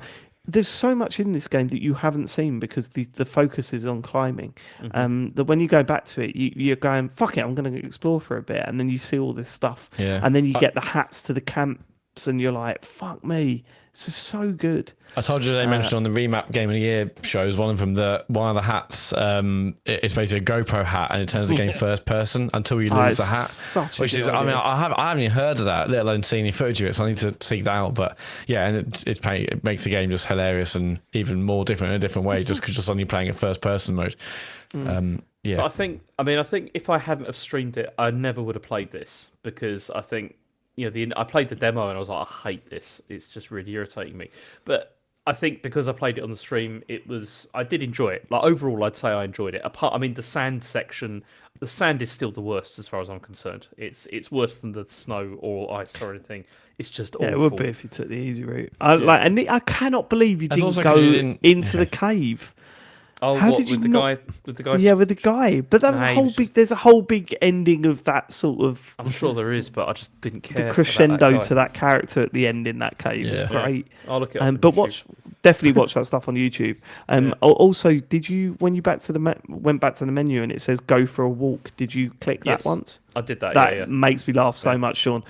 Spoilers again if you don't want to hear about the end of Baby Steps, but you know how continuously throughout the game it shows. So the story is that Nate was zapped out of his bedroom, and it's clearly he's living in the basement of his mum and dad. And the more hats you get, you realise that he hasn't just lived there.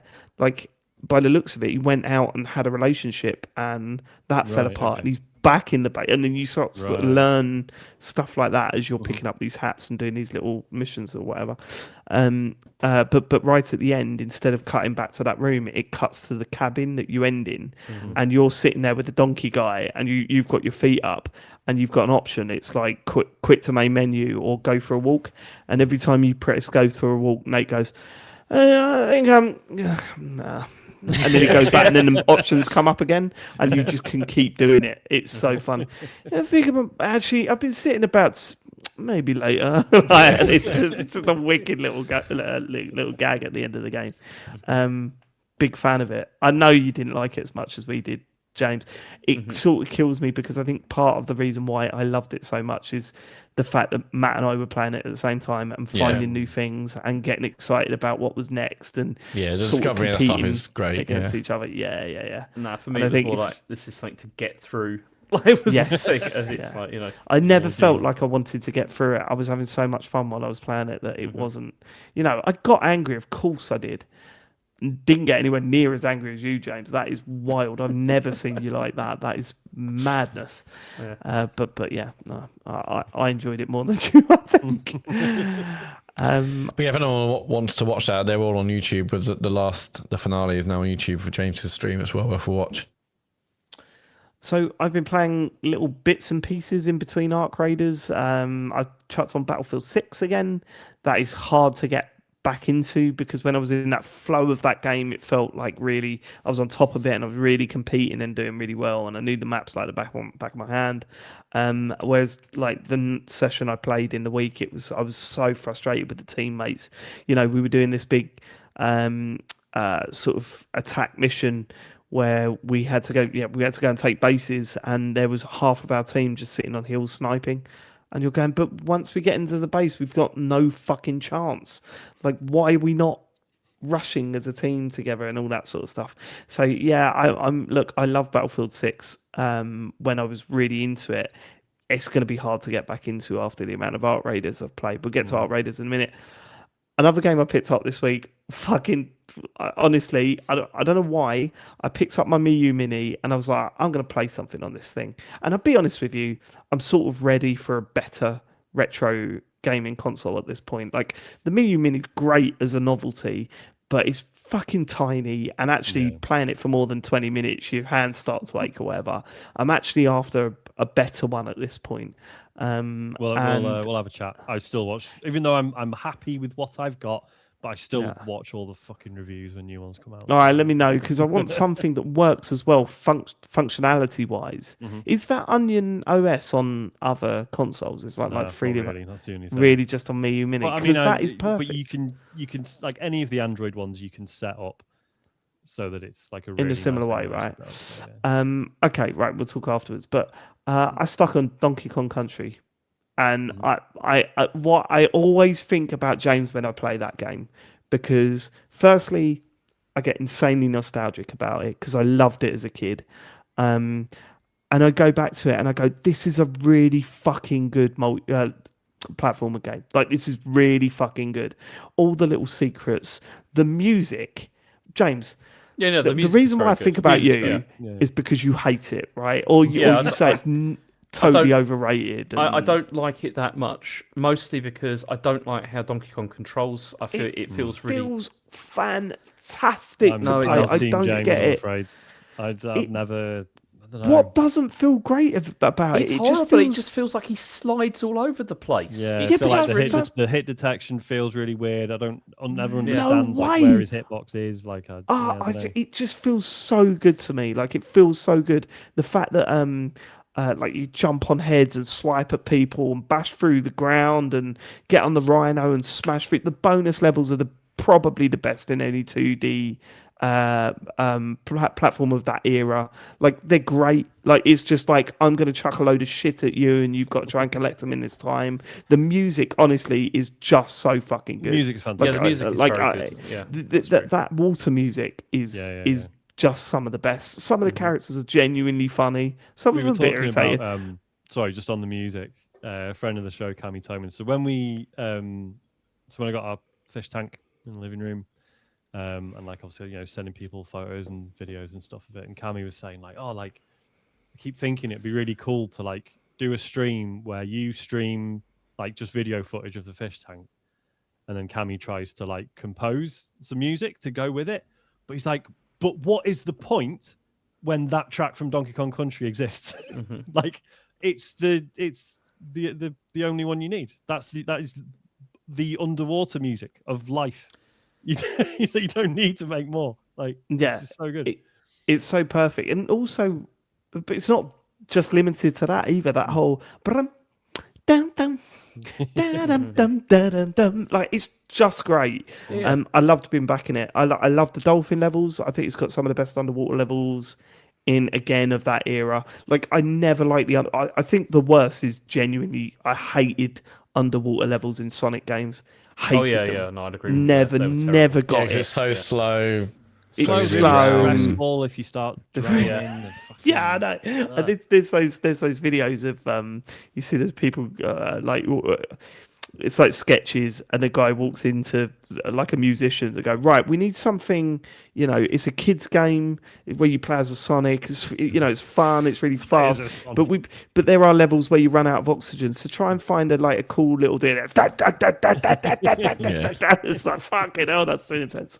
My favorite video of that, and I have to watch the whole thing every time, is the sketch where the guy's talking about the GoldenEye music. He's like, He's like, I've done a little bit. like, What's this like? And he's like dancing. It's so good. I actually remember where I'm not going to be able to find it, but I actually remember what made me play this game this week, and it was. Have you ever seen like when you're going on TikTok or whatever, and it says things from the 90s, and you flick through, and it's got that meme music on it. It was like, and I'm like, that to me sounds like the music from Donkey Kong Country. But when you listen to that music, it sounds nothing like it. But it really, have you not heard this? Yeah, I know exactly what you mean, because I thought it was that Donkey Kong music, and it's like, yeah, but it's not. Right, and it's nothing like it. It's nothing like it. But yeah, I've been smashing. No, I'm genuinely thinking about getting a better retro gaming thing. Like, I had the one that I gave you, James, that was set up like a PSP, but I like the form factor of a Game Boy. I really like the feel of the Mii Mini, other than the fact that it's so fucking small, and obviously it's really cheaply made. So the back started opening up, which pulled the cable on the battery, so that's not always reliable anymore. So I think I'm sort of ready to move on to something a little bit better. But that was not to get into it now because it's probably not interesting for anyone else. So I got the Retroid Pocket Classic, and that was what I was looking for. Was like, I don't need it to play, like, it is powerful enough to do like Dreamcast and stuff, but it's like, no, my interest in this stuff kind of ends around the sort of PS1, and it's just it's like that sort of Game Boy form, that sort of vertical form factor, and it's just gorgeous piece of kit. So That was one. Oh, that's the one to go for, is it? That's the one I have and really love. Yeah. Yeah, like I would love it to be able to do PlayStation, N64, that sort of era. But it seems like every time I've tried retro consoles and it's got to that era, it's always been some sort of like fucking ball ache to get going. Like it seems like you a get real into pain the in weeds the of arse. like, oh yeah, so it can run Dreamcast stuff, but then it'll run this game at 4x resolution, but this game at this resolution, and sometimes you have to enable this option for this game, and Yeah, and I'm like, it's sort of get into the weeds with that stuff, and it's, I don't know, it sort of ruins the fun for me. Whereas, as I say, yeah, anything sort of PS1 and older just goes and works really nicely. So yeah, I might have to pick one up because I am ready for a better. Like as I say, Miyu Mini, fucking great bit of kit. That fucking screen is great. The Onion OS is perfect for it. But I was sitting playing Donkey Kong today for a long time, and I put it down, and I thought, oh, that's me not doing anything with my hands for the rest of the day. So that was that. So in fact, actually, Charlie's been playing loads of it because I've said a million times on this podcast before. Harry is very much I play this one game and I play that to death, whereas Charlie wants to try everything. So he was just flicking through. He just went, Dad, I found this amazing game and I love it. And I was like, what is it? Paperboy. I was like, fucking hell, all right, okay. So you're into that is fine. Which so he sat and played version is through. that? He played one of the really. Did he play the Game Boy one? Oh, he didn't play memories of that. It wasn't the SNES one. I Yeah. think it was the Game Boy one. The And I was obstacle like, course. I was like, you like this, mate? You like this? Well, have a look at have a look at the game. Look, this one's got colour. Yeah.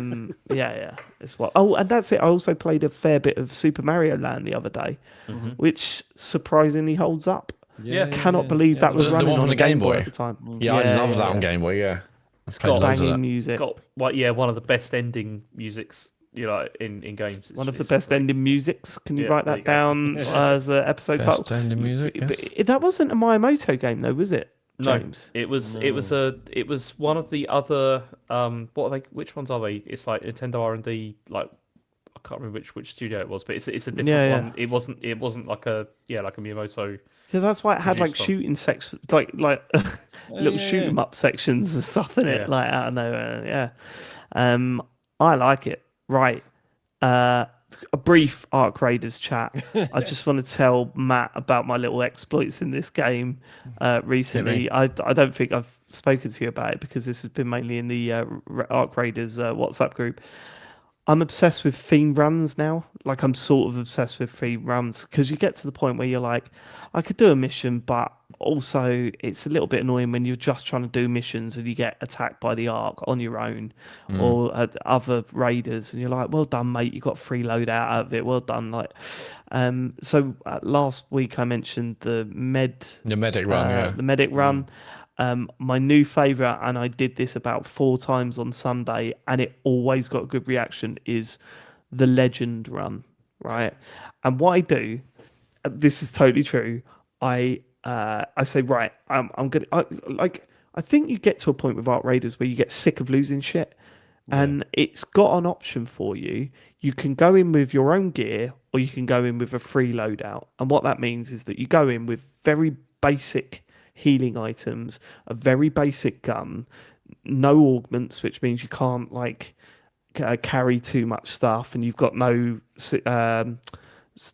what they call it, special pocket, quick item slots or whatever. No. What's the the hidden pocket or whatever? The one where where you you put put in your bum. Pocket, yeah, the arsehole. Yeah, it's safe pocket. Yeah, like you can't do any of that stuff. So it's very basic loadout, just so that if you do end up with nothing, like if something terrible happens, you lose all your gear in the game, you can still play it and build yourself back up again, right? But also it's a good way of saying, look, if you just want to focus on missions and you don't really want to care if you die or whatever, then choose this option. So anyway, I've been doing that, but going to the hardest thing you can do in the game, right? Which is so you get to choose which map you join, And every now and then it will say, right, there's a matriarch on this map, or there's a queen on this map, which are these huge spider robots, and they're fucking hard to kill. You can't kill them on your own. You have to team up with a lot of people. And when you're playing solo, it's really hit and miss whether people team up or not. Some people just ignore it. Some people all gather together and then try and take on the matriarch. Anyway, what I've been doing recently, just for my own amusement, is going with a free loadout, running up to the matriarch. There's usually like a room or an area or a building where loads of people have gathered to try and go, right, okay, let's do this, let's do that. And you can hear them all talking as you're approaching. And you walk in there and you go, hey guys, you taking the matriarch out? Yeah. Do you want to join? I went, look, I'm on a free loadout, but I know how to take him out with a free loadout. You won't even need to do anything. You can grab as much as you want. They'll be like, bullshit, all of that. And I go, seriously, watch this. Just watch this. And then I'll run up to the queen or the matriarch, screaming, firing it with the weediest gun in the game, going, come on, I'm going to fucking do you. Fuck off. Get killed instantly and crawl back into the room going, it didn't work. It didn't work. It didn't work, right? And then they're all pissing themselves. And just before I die, I'd go, please tell of the legend of the man that took on the matriarch with just a... And then it cuts out. And then I go and do it again. And every time it's got great... And I'm sitting there wetting myself as I'm dying, right? Like, it's so stupid. And the next one I want to try, we were talking about it this morning, but I want to try an Eventide Island run, which is nothing. You take nothing in with you and just see what happens. Yep. You go no armor, no augments, no weapons, no bullets, and you just go out there and see what the fuck happens. You should do that on your next stream. That would be fascinating on your next stream, Sean. You should absolutely do that. Do you run faster with no armor, or is it there's no benefit? Not really. No, I mean, you'll have the benefits of your skill tree, which, it's not the best skill tree in a game, is it really? No. Like, I'm sort of at the point where I'm like, I don't really care what I get next. I'm just spending the points. But no, it just means, if you get hit, you're pretty much dead straight away because you've got no shield. You'll have no gun to start off with.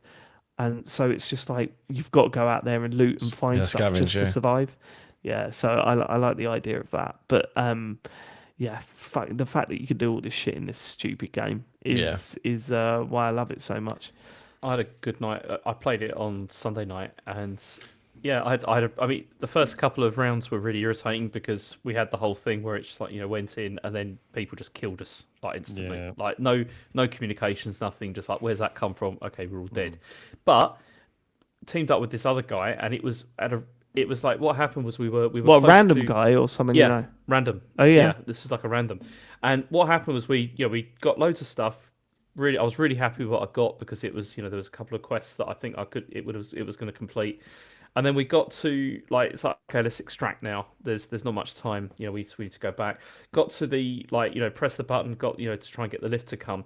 And then it was like, oh, there's a leaper over there. Like one, and he was like, why don't we just do that? And I was like, I don't want to do that. This is a bad idea. This is a really bad idea. I got a bad feeling about this. I was like, this is a terrible idea. And he was like, no, we could definitely do it. It's easy. Look, there's a building over there. We can draw it over, get in the building, then shoot at it from inside the building. Take it out, it'll be fine. Did that, and then another 2 leapers appeared. So there was 3 of them. That were just like attacking the building, and then also all of those like the wasp stuff, like the drones, tons of those appeared as well. And I was like out of ammo, and then it started to like count down where it was like we've got 3 minutes, and the one that we were going to go, the lift we were going to use that had already shut down, so we had to go to the other one. I was like, okay, let's just leg it, just leg it across the map, try and avoid them. Did that, and then it was really funny because we then got caught with more wasps appeared and started attacking us, and he was like, we're gonna have to shoot them, otherwise we're just gonna die. And I was like, I don't think that's a good idea. So I just kept running, and then he was just like, leave me, like that, because then he died. And then I managed to extract me, and you were like, yeah, I already did. So I already did, it's fine. And then I managed to get out with everything. It was great. It was a really good experience. I had a great time. For you. I love that stuff. I love it. You always come out of this game with stories, it's great. And that's why I'm being a little bit more relax with just using the proximity chat stuff. Mhm. Like Yeah. just It's constantly mad, right? singing the 'Cause- fucking Grange Hill theme tune as I'm running about, and because people respond to it, it's fun. Yeah. Like watching my wife play it is absolutely fascinating because it's like she's so much more willing to just chat with whoever. Like she's just way more sociable than I am, and she's just like cutting about Salamontis, just getting free stuff. That's Like just chatting wild. with people, and there's like, oh yeah, so we've got this running joke in our WhatsApp group. Our friend Ian is yet to find an Aphelion blueprint, which is this top tier sniper rifle. And like I found one when we were doing a run together, and then our friend Joe found one and he was doing a run with it, and he was getting really fed up. He's the only person without an Aphelion blueprint. My wife currently has 4 in her inventory because she's finding them or people are giving them to her. And she's just like, another Aphelion blueprint. I'm just messaging like, yeah, she's up to 4 now. Yeah, I saw that today. The other run, yeah, the but interest yeah, be like say she's just like just having fun, just like singing and just chatting with people. She's joined because she was like, oh, I really want like some actual friends to play it with. Obviously, not like none of her friends really play. Like she got one friend who plays like a lot of Fortnite, and they play that together. But she's not interested in playing Arc Raiders. So she found a Facebook group called Arc Raiders for the Girlies. Oh, I And love Oh, it. that's just funny. this really nice like all female community. That's So brilliant. she's joined that and like played with a few people off there, and yeah, really nice. That's Nice great. one. Like, the other theme run that I want to do is I definitely want to do a buskers run at some point. Yes. So you go to Buried City, you take a Mhm. guitar down to the metro station with you, and you just play guitar and hope that people tip you as they're leaving the map.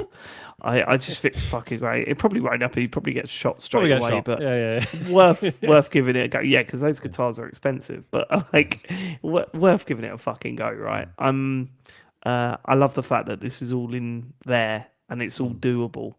And I still can't stop playing it. It's Have bad, you isn't it? seen that as of tomorrow or yesterday when this podcast goes out, there's a PvE focused event on for like most of February.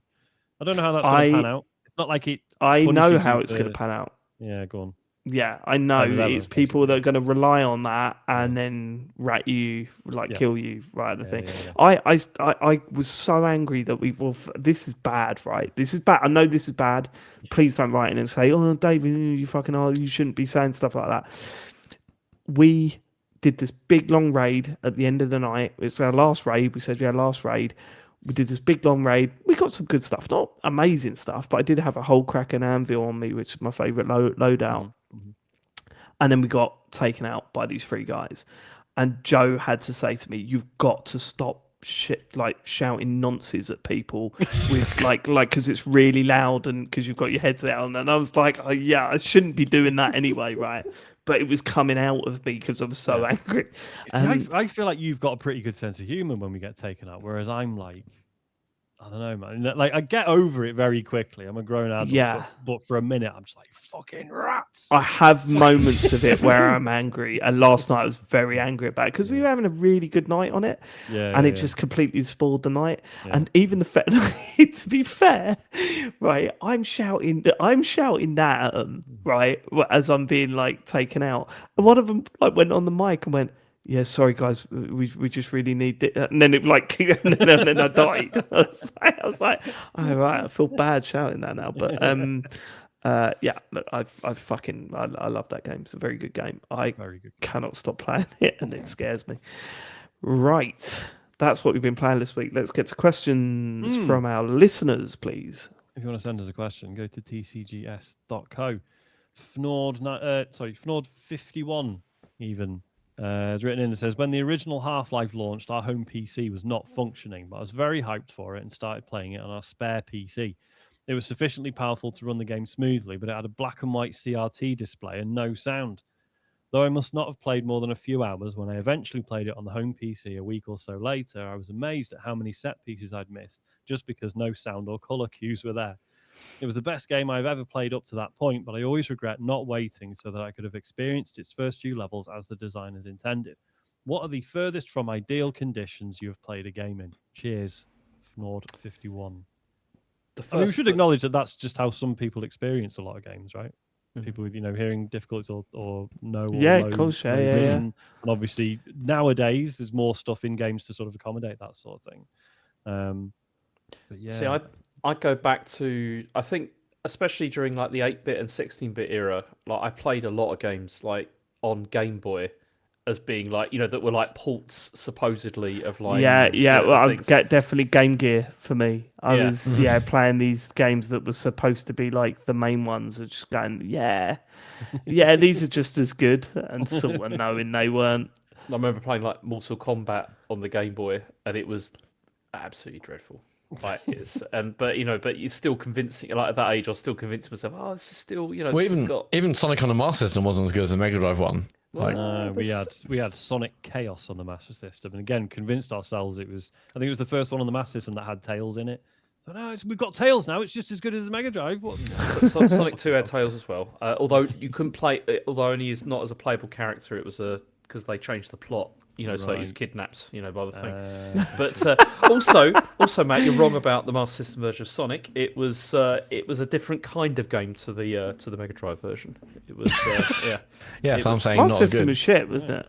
It was not. It was pretty shit. No, it was not. The Master System was I not shit. No, I think it was shit. Fuck you. Actually, the Mega Drive was brilliant, but the The Master Sega System had was any shit. good consoles now that I think about it. Yeah, the Sega Saturn.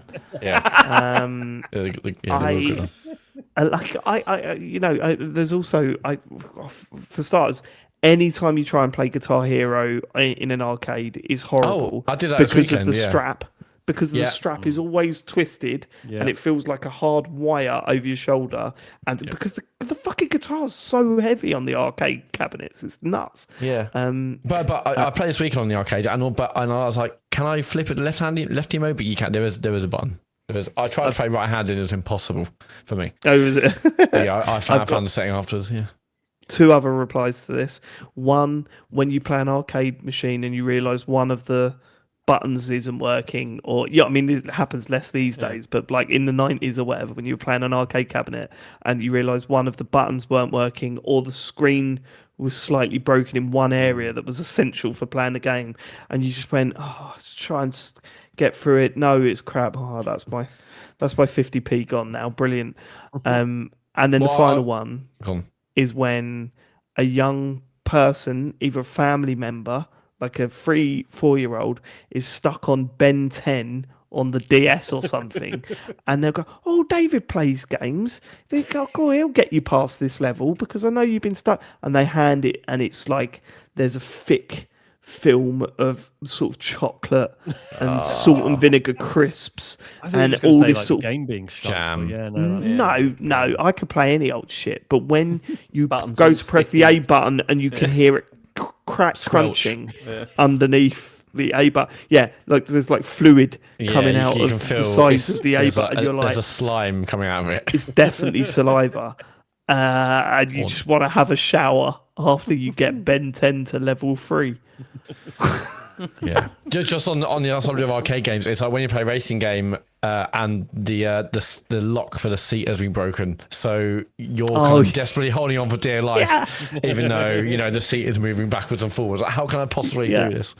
Or it's locked into like really close, so your knees are up by your chin. I'd rather really close than like just moving back and forward every time. Yeah, good times. Just in terms of black and white displays, I think I've said before, but yeah, we had like an upstairs telly that we had to play, like that's what we played games on initially, and that was black and white. And then it was like a treat at Christmas. We would bring the Commodore 64 downstairs to play games in colour, all 16 of them. Great days. Nice. Actually, no. This weekend, I also in the arcade, I played Sega Rally, but it's a standing up one. Horrendous. And that, you know how much I love Sega Rally. I saw that. We went to this place in Budapest for a stag do. It's like maybe like the world's oldest or one of the world's oldest pinball museums. Oh, wow. And there are loads of pinball things, but at the back there was also just some standard kind of video game arcades. So Sean just turned into, what's his face? Owen Wilson. I'll find it the name of it. But yeah, and they had Sega at the back. I was like, brilliant, Sega Rally, I'll definitely play that. But and you can imagine how annoyed I was when it was just a stand-up one, and it was pretty difficult to just play Sega Rally as I would usually do. With like breaking braking and turning and braking and accelerating about to like move your entire body or different. He lost, ladies and gentlemen. Matt lost. That's why he's clearly blaming it. I barely got through half the mountain stage. I was livid. Piss take. Right. Moving on, Conky Donker says, "Hello lads. After the Game of the Year show, I thought I would try out the democratically chosen TCGS Game of the Year Baby Steps and had a great time. While playing it and sat next to my partner, a cutscene plays. She looks at the main character and she says, 'Oh, did you make that character look like yourself?' Oh, mate. I was shocked and appalled. I turned to the TCGS Discord looking for dissenting opinions, and when posting a side-by-side photo, was only met by memes and remarks that my partner was, in fact, spot on." Very supportive community. Very supportive community normally, though. Yeah, we're a lovely community. Very welcoming. My question is, what's the worst video games character or famous person you've been compared to? Lots of love. Got to put my dirty onesie back on and fall down some stairs. Conky Donker. I don't know if I've ever been compared to... I think the closest I've got was when I played Dragon Age Inquisition, and I made the guy actually look like me, so he had a bit of a belly and kind of a chubby face. Yeah. And then just every cutscene, I was like, I cannot take this man seriously. He's like showing up in cutscenes like, yeah, I'm the hero, and because he looks like a bit overweight like me. I mean, this is awful, right? This is Hollywood conditioning. This is unrealistic body standards, etc. But I was just like, he's not a main character. Look at him. I'm not a main character. Did you folio in the chat said David and the Thomas the Tank Engine character? No, I love that. I genuinely love that. The worst thing that I get is Mr. Bean. And whenever Joe and I used to go on holidays when I was younger, I used to walk into pubs or around pools. Hey, it's Mr. Bean! Really? All the time. Yeah. Really? Yeah, I used to fucking hate it. In what? Like Rowan Atkinson, looking like Rowan Atkinson? No, the cartoon the cartoon one, Matt. What the fuck do you think I'm... No, I mean like mannerisms or the way you spoke. I don't know, like, yeah, I walk in and trip over a table and I've got a red tie and a teddy bear with me. Yeah, I'm assuming it's my face. You look nothing like Rowan Atkinson. Everyone used to go, "Hey, Mr. Bean!" As I walked into play, like the guy behind the bar, I went, "Ha ha, yeah, very funny." Hey, do you want a drink? Yes, I'll have a fucking drink. Mr. Bean wants a drink. Jesus. We'll go to it. Or when you like ordering the beer, like you like beer. When you like Yeah, that's what it was. Beer. What's your name? David. And I drove a Mini.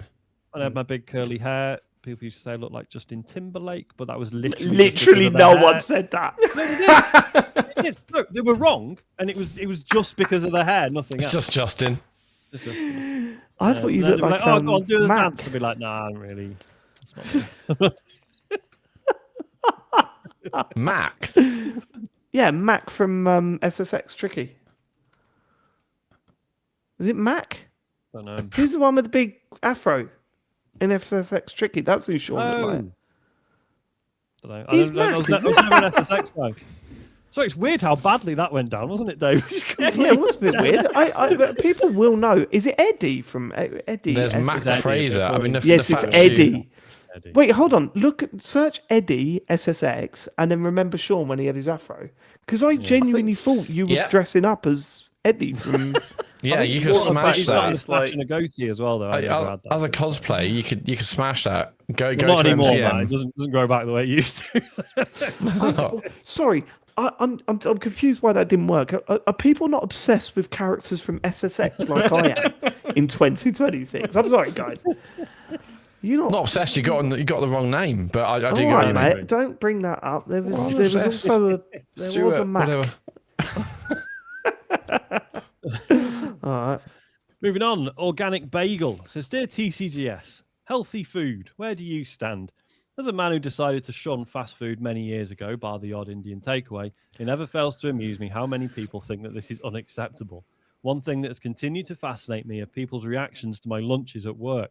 I've had comments ranging from genuine confusion to the sort of feedback that would implode a Peggy ratings board. As I'm of an attitude where I don't care what other people say, this has been comedy gold for me. I've I taken. don't believe that. You've already mentioned that you care about what other people say, so there's a lot to unpack here. I've taken to really bigging up whatever I'm eating, purely in the hope that it provokes a more violent response. My personal favourite was this weekend when a new member of staff walked into the room and saw what was on my plate. What happened next was like a scene from Planet Earth when a deer realises it's surrounded by hyenas. So frightful of my spinach and feta quiche with kimchi, they just mumbled, "Nope," and walked out, unable to be in the vicinity of something so disgustingly healthy. To be clear, I also love a pint and a bit of cake. I'm not a maniac, but I just like to make sure that 80% of what I stuff down my neck is good stuff. Do you have a line in the sand with food that you pride with food that your pride as a normal eater won't let you cross, such as kimchi, kefir, hummus, etc.? As an aside, James is exempt from this question as life itself seems to become a chore after turning 40, so I don't want him getting too agitated. Love you all, and I'll never stop looking forward to the show. Hold on, 4 of us are over 40? Yeah, we all are. Yes. Yeah, I'm bad with that. I'm such a bad eater. Like, I am like a child. I'm not great. I want, what's for dinner, Joe? Pizza. Excellent. What's for dinner, Joe? Burgers. Yep. The 4 cornerstones of a healthy diet: beer, pizza, hot dogs, and a curry. Who does this amazing like sausage and apple bake thing? I always call it Breath of the Wild dinner because it's like because it is just like the stuff we put loads of random shit in. It just turns out was it pixelated mess. What happens on? What happens when? Not what it is again. Pixelated mess is definitely an episode. Is it pixelated mess on Breath of the Wild? We put as shit. Or was that another game?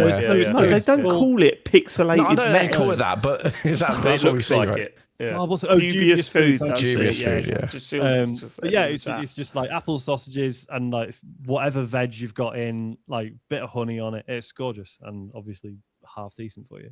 But yeah, I do struggle with she's really good. So for lunch, she'll have a bagel with like some fucking seeds that I can't identify, a bit of cream cheese, and then like tomatoes and stuff on it, and I'm just like, nah. Yeah, but that's not healthy though. Bagel and bagels cheese are like worse than bagels like are fantastic. Yeah. Like, I mean, I know I should eat better, especially with my fucking blood pressure. But it's such a high. I don't. Part of me that's the don't problem. care. It's like if it's me doing the cooking, then it's like it's going to be not great. Like it's definitely going to be stuff that's going to be very healthy. Like what? What's your go-to dish? Well, again, like I said, like shepherd's pie and stuff like that. It's like it's not. You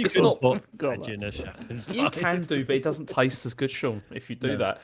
And so you just literally had what is shepherd's pie? Like I know it's mince. It's like mince, mashed potato. But what's in the mince beans, though? What's the sauce? What's the actual flavour? Baked beans and the meat and the potato and it all mixes together and it tastes fucking brilliant. Oh, and also some onion, like chopped up onion as well. Like it's pretty good. Onion, beans, and mince. A layer of cheese on the top.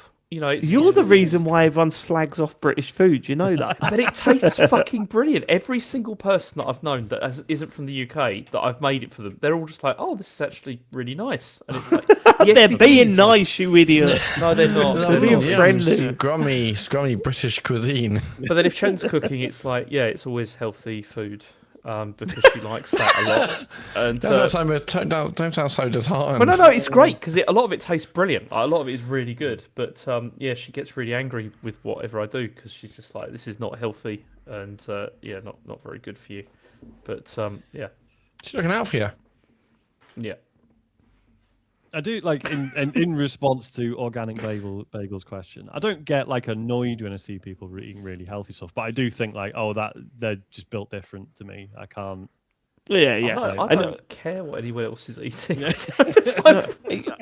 There's also the thing as well where I have obviously I lost a lot of weight in 20 or whenever it was when Harry was born, and I was eating healthy and I was concentrating on that's good going because that's fucking hard work, man. Well, look at me now. It's fucking useless, pointless. But I was focusing on that stuff, and even then there was people saying, "Oh yeah, but that's not healthy," and I'm like, "Fucking hell, mate." all right. You know, ever there's always seen, another level to it. You know what I Yeah, mean? there always is. Totally. Yeah. Whatever you do, people are just like, oh yeah, but that's got this in it, and because of that, you shouldn't eat that. You know, it's, Yeah. you know, Have you ever it's seen? Any of you familiar with That's What I Reckon? There's this No. Australian chef on YouTube. He's really he's really good. Like, he's really funny, and yeah, like sometimes he'll do a recipe. I think it might have been was it a shepherd's pie he did? And yeah, and he's like, yeah, people in the comments are going to say, this isn't healthy. Sometimes joy is healthy. So yeah, that is fair. But also, you know, a adult Happy Meal from McDonald's at the moment, where you get a little Friends toy. Oh yeah, I saw the Friends with your Big thing. Mac. I assume Joe loves Friends, doesn't she? Yeah, we got two adult of them Happy already. Meals. What are these? Happy it's like Meals Happy for Meal, you adults. get a dildo in it. Yeah, they do have them also adults now. Oh, okay. Ah. Oh. Oh, the French champagne has been fermented in the bottle. Right, should we get on to the next? Yeah, we got a question Doesn't from do anything. DB. It says, hello, ordinarily sized gentlemen. I'm currently playing through the original Deus Ex and have developed a tick where I turn on every tap I encounter and leave it running like the wet bandits from Home Alone. This has absolutely no gameplay benefits, but I'm 10 hours in and cannot stop. Are there any odd things you keep doing in games which are purely for your own personal gratification? Am I weird by being freaked out by that? I could not do that. Like, I couldn't do that. Not even It's in fun, a game. isn't it? It would freak me out. No. What are you worrying about it flooding? Like, yeah, I I still could do feel like, weird if about it's it. everyone Flooding. every sink that I saw, but I wouldn't go out of my way to find all the sinks in order to. No, but I wouldn't even do that because I'd be thinking that tap's running. Like, Oh, I even in see, the it would game, bother there'd you be 'cause my of- brain would be like, that yeah. tap's running. I need to turn that off. I couldn't do that. You fucking mad? No, I don't think I could do that either. It just would feel strange. Yeah, it feels wrong, wouldn't it? Fucking hell, that weird. I like the fact you can do it though. Yep. Probably not. I can't think of an example of something that I will go out of my way to do in a game just because it feels good. There must be a. You know there why? must Because be. the thing you're doing is probably comes to you so naturally you don't think it's a thing. you- And so you're if someone doing said, "Dave, why are you doing that?" And I'm like, "Oh, that's just what I do." I bet there's loads of things we'll do where we just like it's a habit or it's like something that sticks. And we Yeah, don't I mean, realise. you could say sliding downstairs in Art Raiders, but literally everyone does that. So it's that like that's not like a unique thing that I go about doing. That's kind of what everyone does anyway. So quirky. I'd slide down on the steps and not right. Yeah, yeah. That's a t-shirt. I'm so quirky. I slide down the steps and Art Raiders. In Destiny 1, I think it was, in the tower, which was, your sort of hub between excursions, whatever. I had like a lap around the sort of main central bit that I would just idly do. Like if we were, say between missions or whatever, and we were just chatting.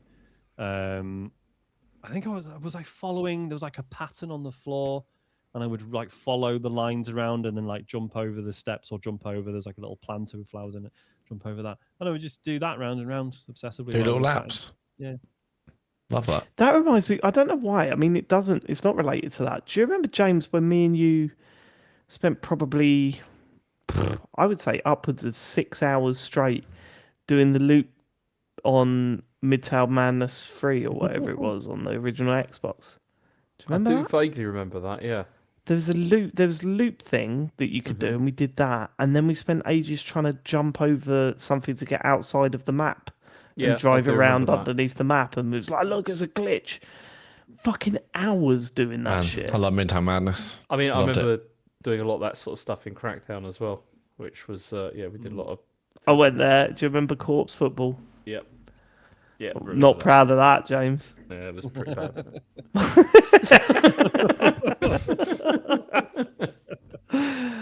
Matt, you got Move on. anything? No, it's really hard because I think I probably have done things, but I'm just like that's just what I do when I'm and I'm waiting for something or I'm idling somewhere. But the laps around Destiny Tower, I bet I've probably done some of them just for and I'd also had like talked to certain people in a certain order. That's just the order I did things in. Oh, I know one that I do that Sean hates. Oh no. Because I watched back one of your Arc Raiders streams and I saw your face when I did it. live, and I thought, he really doesn't like this. What do Hornet. I do whenever we're fighting hornets? I mean, I knew that's what you meant, but no, I don't dislike it. Last time I did it, you went, yeah, he does it all the time. I sing, I'm Hornet, Hornet, Hornet, Hornet. That's what I do. Every time. It's just something that makes me smile. Yeah, All right. that's a great I example. have Got a problem with involuntary facial reactions. Next question. Lee says, after hearing James's baby steps outburst on Ian Lee's stream recently, I was wondering if there were any games that have made you genuinely angry. Yeah, aside from Baby Steps, Jet Set Radio. Yeah, yeah. that's Oh, really? frustrating one to go Yeah. back to now. So, Yeah, though we won't admit that in a future episode. It's when you like end up on the grind rails, right? And sometimes you're like, no, just get up. I just want to stand here. And you just you trying to jump off one grind rail and you end up landing on another one and going off in a different direction. It's like, fuck off. And the police as well, when the police show up, they're just awful. I'm sure I've said before, like I destroyed a blind like once, because I was so angry because of Jet Set Radio, because it kept on doing, like you're saying, like I was trying to do this like jump and it kept on just attaching me like to these rails, and it just hit my head in. So I just had a little bit of rage. Yeah, I was a younger man. I wouldn't do that now. No, of course not. Got to be calm. Yeah. Yeah, the example I always go to is Diddy Kong Racing, like the one of the the bosses, Whiz-Pig. where Whiz-Pig, where Whiz-Pig, it would hit you and you would slowly kind of fall down to the ground and make, oh god, yeah. But it's also been a while since then. But I think like Dark Souls type game. There was stuff in Banjo-Kazooie that really irritated No, me there as wasn't. well. Game, Yeah, there was. Banjo-Kazooie was pretty straightforward, wasn't it? No, there was a couple of things where there was like flying bits that were really awkward to control, and I remember just getting really annoyed playing that. I mean, not insurmountable, but still just irritating. Yeah, I'm Chia. Just because I hated it. You sit there getting really angry. Starfield. Don't. The reaction to Starfield on our Discord is fucking wild to me. What is that about? I don't know. It's a long con, I'm sure of it. It's a wind-up. It's shit. The Lake. It was just called Lake Digifolio. I still haven't done the Christmas DLC. And do you know what? It was so funny because, right, okay. So I met Mackenzie Crook at Ian Lee's birthday party, right? And I was thinking, I have a genuine question that I want to ask him, and I worry that it makes me feel like I'm going up to him and going, I'm different. Yeah. People want to ask you about The Office and the Detectorists. Not me, mate. I want to go up to him, and if I ever see him again, I think I'll fucking go for it. I want to go. Pirates of the Caribbean. No. No. How the fuck did you end up in a video game lake? What happened? How did that come about? Yeah. Why did that happen? Like, I'm really interested to know how he ended up in that video. Like, genuinely. Like, and then I worry that it'll go, are you a fan? And I go, no, I hated it. And that's a cunt thing to say. Do you know what I mean? Like, yeah, because if you're like, no, I like you, just I didn't like. Yeah, it's already. Yeah, I love the fact that you were in it, and that was cool. But the game was shit. Yeah. Oh, I was in it because my best mate made it. Like, there's so many problems with addressing that. But I am still fascinated to know how he ended up in the video game lake, because it's not like a game of parodies either, or celebrities or anything. It's just he's in it. Yeah, weird. Anyway. That was, I keep meaning to play that. I went. Earth Must Die. Oh yeah, I saw a lot of people talking about that. Is that the adventure game which just got loads of UK comedians in it? And, oh, is it? Yeah, so I really want to try that out. It's meant to be really good as well. It's the hook is you play as this like supreme villain who won't lower himself to touch anything. So it's a point-and-click adventure game where you don't interact with anything. Sounds good. Anyway, moving on. Should we make this the last one? We've got two more. We do two more. All right, let's do two more. Maria Mendieta says, dear TCG Scar Band from Ghost Town, last week's episode concluded without anyone mentioning Ace Combat 8 as a title to look forward to. Normally, this would not be an issue were it not for the fact that Einel Tomlinson's discussion of Ace Combat 7 was not only one of the funniest reviews, but also made Matt, David, and Sean all beg to hear the story of the game. To make up for it, I thought I would ask you what you would say to keep up the morale of pilots in the game who know they hardly stand a chance of making it back. Keep up the terrific work, sincerely, Maria. I don't remember the Ace Combat 8 chat. What 7 chat or whatever? Yeah, I remember him telling us very elaborate yeah, story and it sounding ridiculous and incredible. Yeah. They always are. These combat stories are great. Yeah, no, I am excited about the new one, to be fair. But I never played the last one. I do own it on Steam. I should really play it. What would I say to pilots to keep up the morale? I'd say Mill genuinely might be in the Premier League next season. Think of that. Do you want to miss that? Absolutely not. No one wants to fucking miss that. It's going to be weird.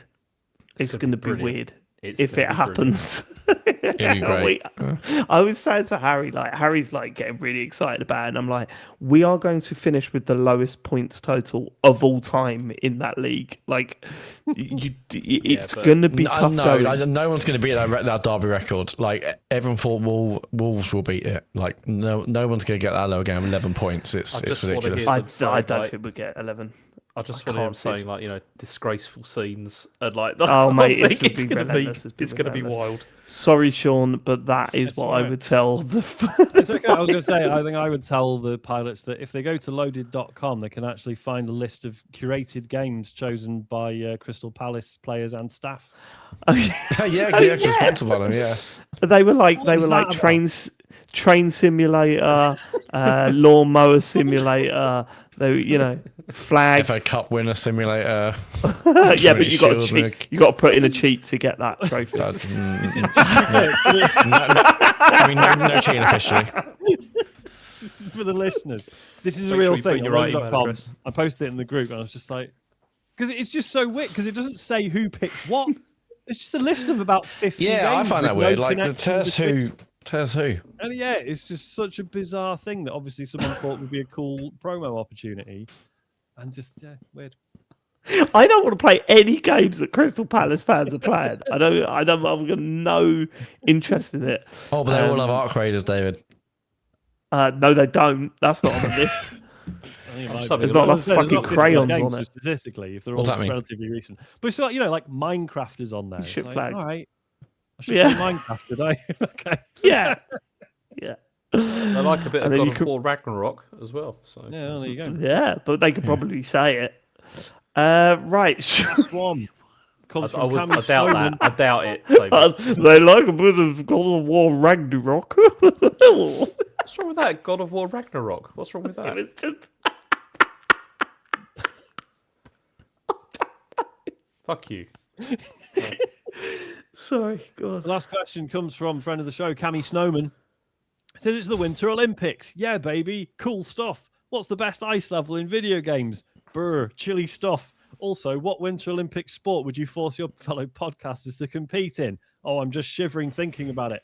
Finally, which of you would still podcast with a partially repaired knee and a torn ACL? Ouch. Ay carumba. Let's go, Mets. Bye. Okay, Cammy, you need to calm down.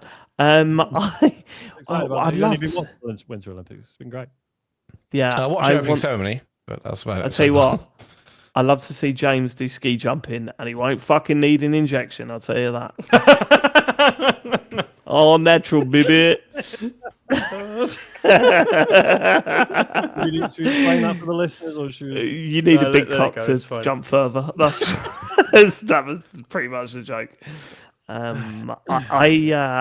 I'd love to see James hurtling down. He would definitely be an Eddie the Eagle type, where it'd be like he'd be shit, but everyone fucking loves him. Everyone loves him, yeah. Nation's you know sweetheart. what I mean? If he stays on his feet, that would be enough for us. Matt, best ice level is the one in Juice. Hang on, is it Juice? No, it's not Juice, because Juice is the one. Juiced. Oh my god, how have I just forgotten his name? It's the ice level where it's kind of like Micro Machines, and it's like a giant kind of U shape. Wrecked, fully loaded. That's the one. Okay. All right. What? That game's for hand. Is it Wrecked? I guarantee it's not. There's one clear answer to this for me. Go on then. Easy. And when I say it, I'd be surprised if you don't agree. Got him. Mount Wario in Mario Kart 8. Yeah, that's a good one. That is a good one. It's about as good as it gets, I think. There's a level in Yoshi's Island, I forget which one it is, but you're ascending throughout the level. So it starts off, you can like the background is like you're already really high up, you can see like the ocean and all these clouds behind you, and then as you're going up, like the snow starts falling and it gets thicker and thicker and thicker, and it all just like goes white in the background. It's gorgeous. That's a good one. No, sorry. The racing game I'm thinking about is MASH fully loaded, and the ice level on that is unbelievable. Unbelievable. Is it as good as Mount Wario? It's better. Don't Like believe it. that was the one to play over and over and over again for hundreds of hours. It was incredible. I'm straight. They should bring that game back. All right. Okay. Is that it? Oh no, no. So would we James, podcast with a partially repaired knee and a torn ACL? Yeah, I reckon. Just take all the painkillers, wouldn't we? Yeah, do that. But we need more people, more of us doing Winter Olympic events. Yeah. James is doing ski jumping. I could see Matt doing speed skating. Yeah. Oh, why? Yeah. No, I could just really see it. I could really see why? you, like wearing the lycra and all that kind of thing, and then just being like looking like sexy Flanders. Yeah, exactly. Stupid sexy totally Flanders. see that. Yeah. Feels like I'm wearing nothing at all. I mean, it would be good. It does look fun. Definitely not It's going to be one of those shooters, right? It'd be doing shooting. Isn't there one where you're shooting in there? Isn't that part of the triathlon or something? No, isn't there one specifically? Do they do? We don't know enough about Olympics Winter has Olympics. shooting, but I think in the Winter Olympics, I think it's part of the triathlon, is it not? I don't know. I think the point, because the whole point is because you're doing it in the cold and you've like just done like cross country, so then basically you're trying to shoot and your hands are like fucking shaking. Yeah, I don't know. Ski and shoot, brilliant stuff. Ski and shoot, yeah, at the same time. I can do that. Yeah, I mean that'll curling. Curling looks good. Man, curling one out on the ice. Really enjoying watching the That's a shit. Yeah. Yeah, would Sean be? Sean be the stone pusher, right? He wouldn't be the sweeper guy. Oh no, that'd be the sweeper. Because I just can see you being like totally zoned in. Like I can't see you doing this, but I can see you going. I can see you sort of like pushing it and then just like slowly like looking at it, like I've done my bit. Yeah, no, just like being intensely into it as you're watching it. Yeah, What's been so funny about the? I can also see you backstage shouting at a guy while he's holding the broom, and you going absolutely fucking mental in his face. It's fucking mad how they shout, isn't it? It's so strange. I threw it. This is backstage after the event. You've just lost. Enjoyed the event. You've just lost, and you're in his face, and it's like, oh no, unseen footage. This footage is leaked, and you're in someone's face going, "I told you to fucking sweep, and you didn't fucking sweep half enough." No, it's just, I think because the curling is like, I think we've got like a pretty good chance at a gold this year, and the BBC seem to know this because it feels like they're just showing the curling all the time. Oh, right. No, that's always really popular. But we got a draw, didn't we? In like one of the semi-finals, and then everyone was I've not watched tonight's. Yeah, I haven't seen tonight's, no. But yeah, it just feels like every time I turn the telly on, it's like these same two people are on my telly all the time. Start booing them. All right. I think that's us, is it? I think that's us. That is. Let's do the socials, Matt. Yeah, this Thursday night at 9:50 p.m. we're going to be there to talk over State of Play, PlayStation State of Play, seeing what PlayStation have in terms of the next few games that are coming out. So that's Thursday night at 9:50. Obviously, no Farley steps, and Thursday is often also when Arc Thursdays happen. So is there an Arc stream happening, Sean, or no? Cool. So just one stream this week, which is Thursday night. 10 to 10 over at twitch.tv/TCGS code. You can watch this talk over Tony State of Play. If you have an Amazon account and a Twitch account, connect them, and they give you one free sub to give you any channel of your choice each month. So I want to go to our channel when we're live on Thursday night, and we'll gladly and happily take your free subscription. And everything else is on tcgs.co. There's links to our amazing Discord community. I've even linked our Fantasy Critic League up on there now, so you can go in there and follow it. You can find all our socials, all the podcasts, Patreon store is all on tcgs.co. Thank you so much for living it. We will catch you next week for some more gaming chat.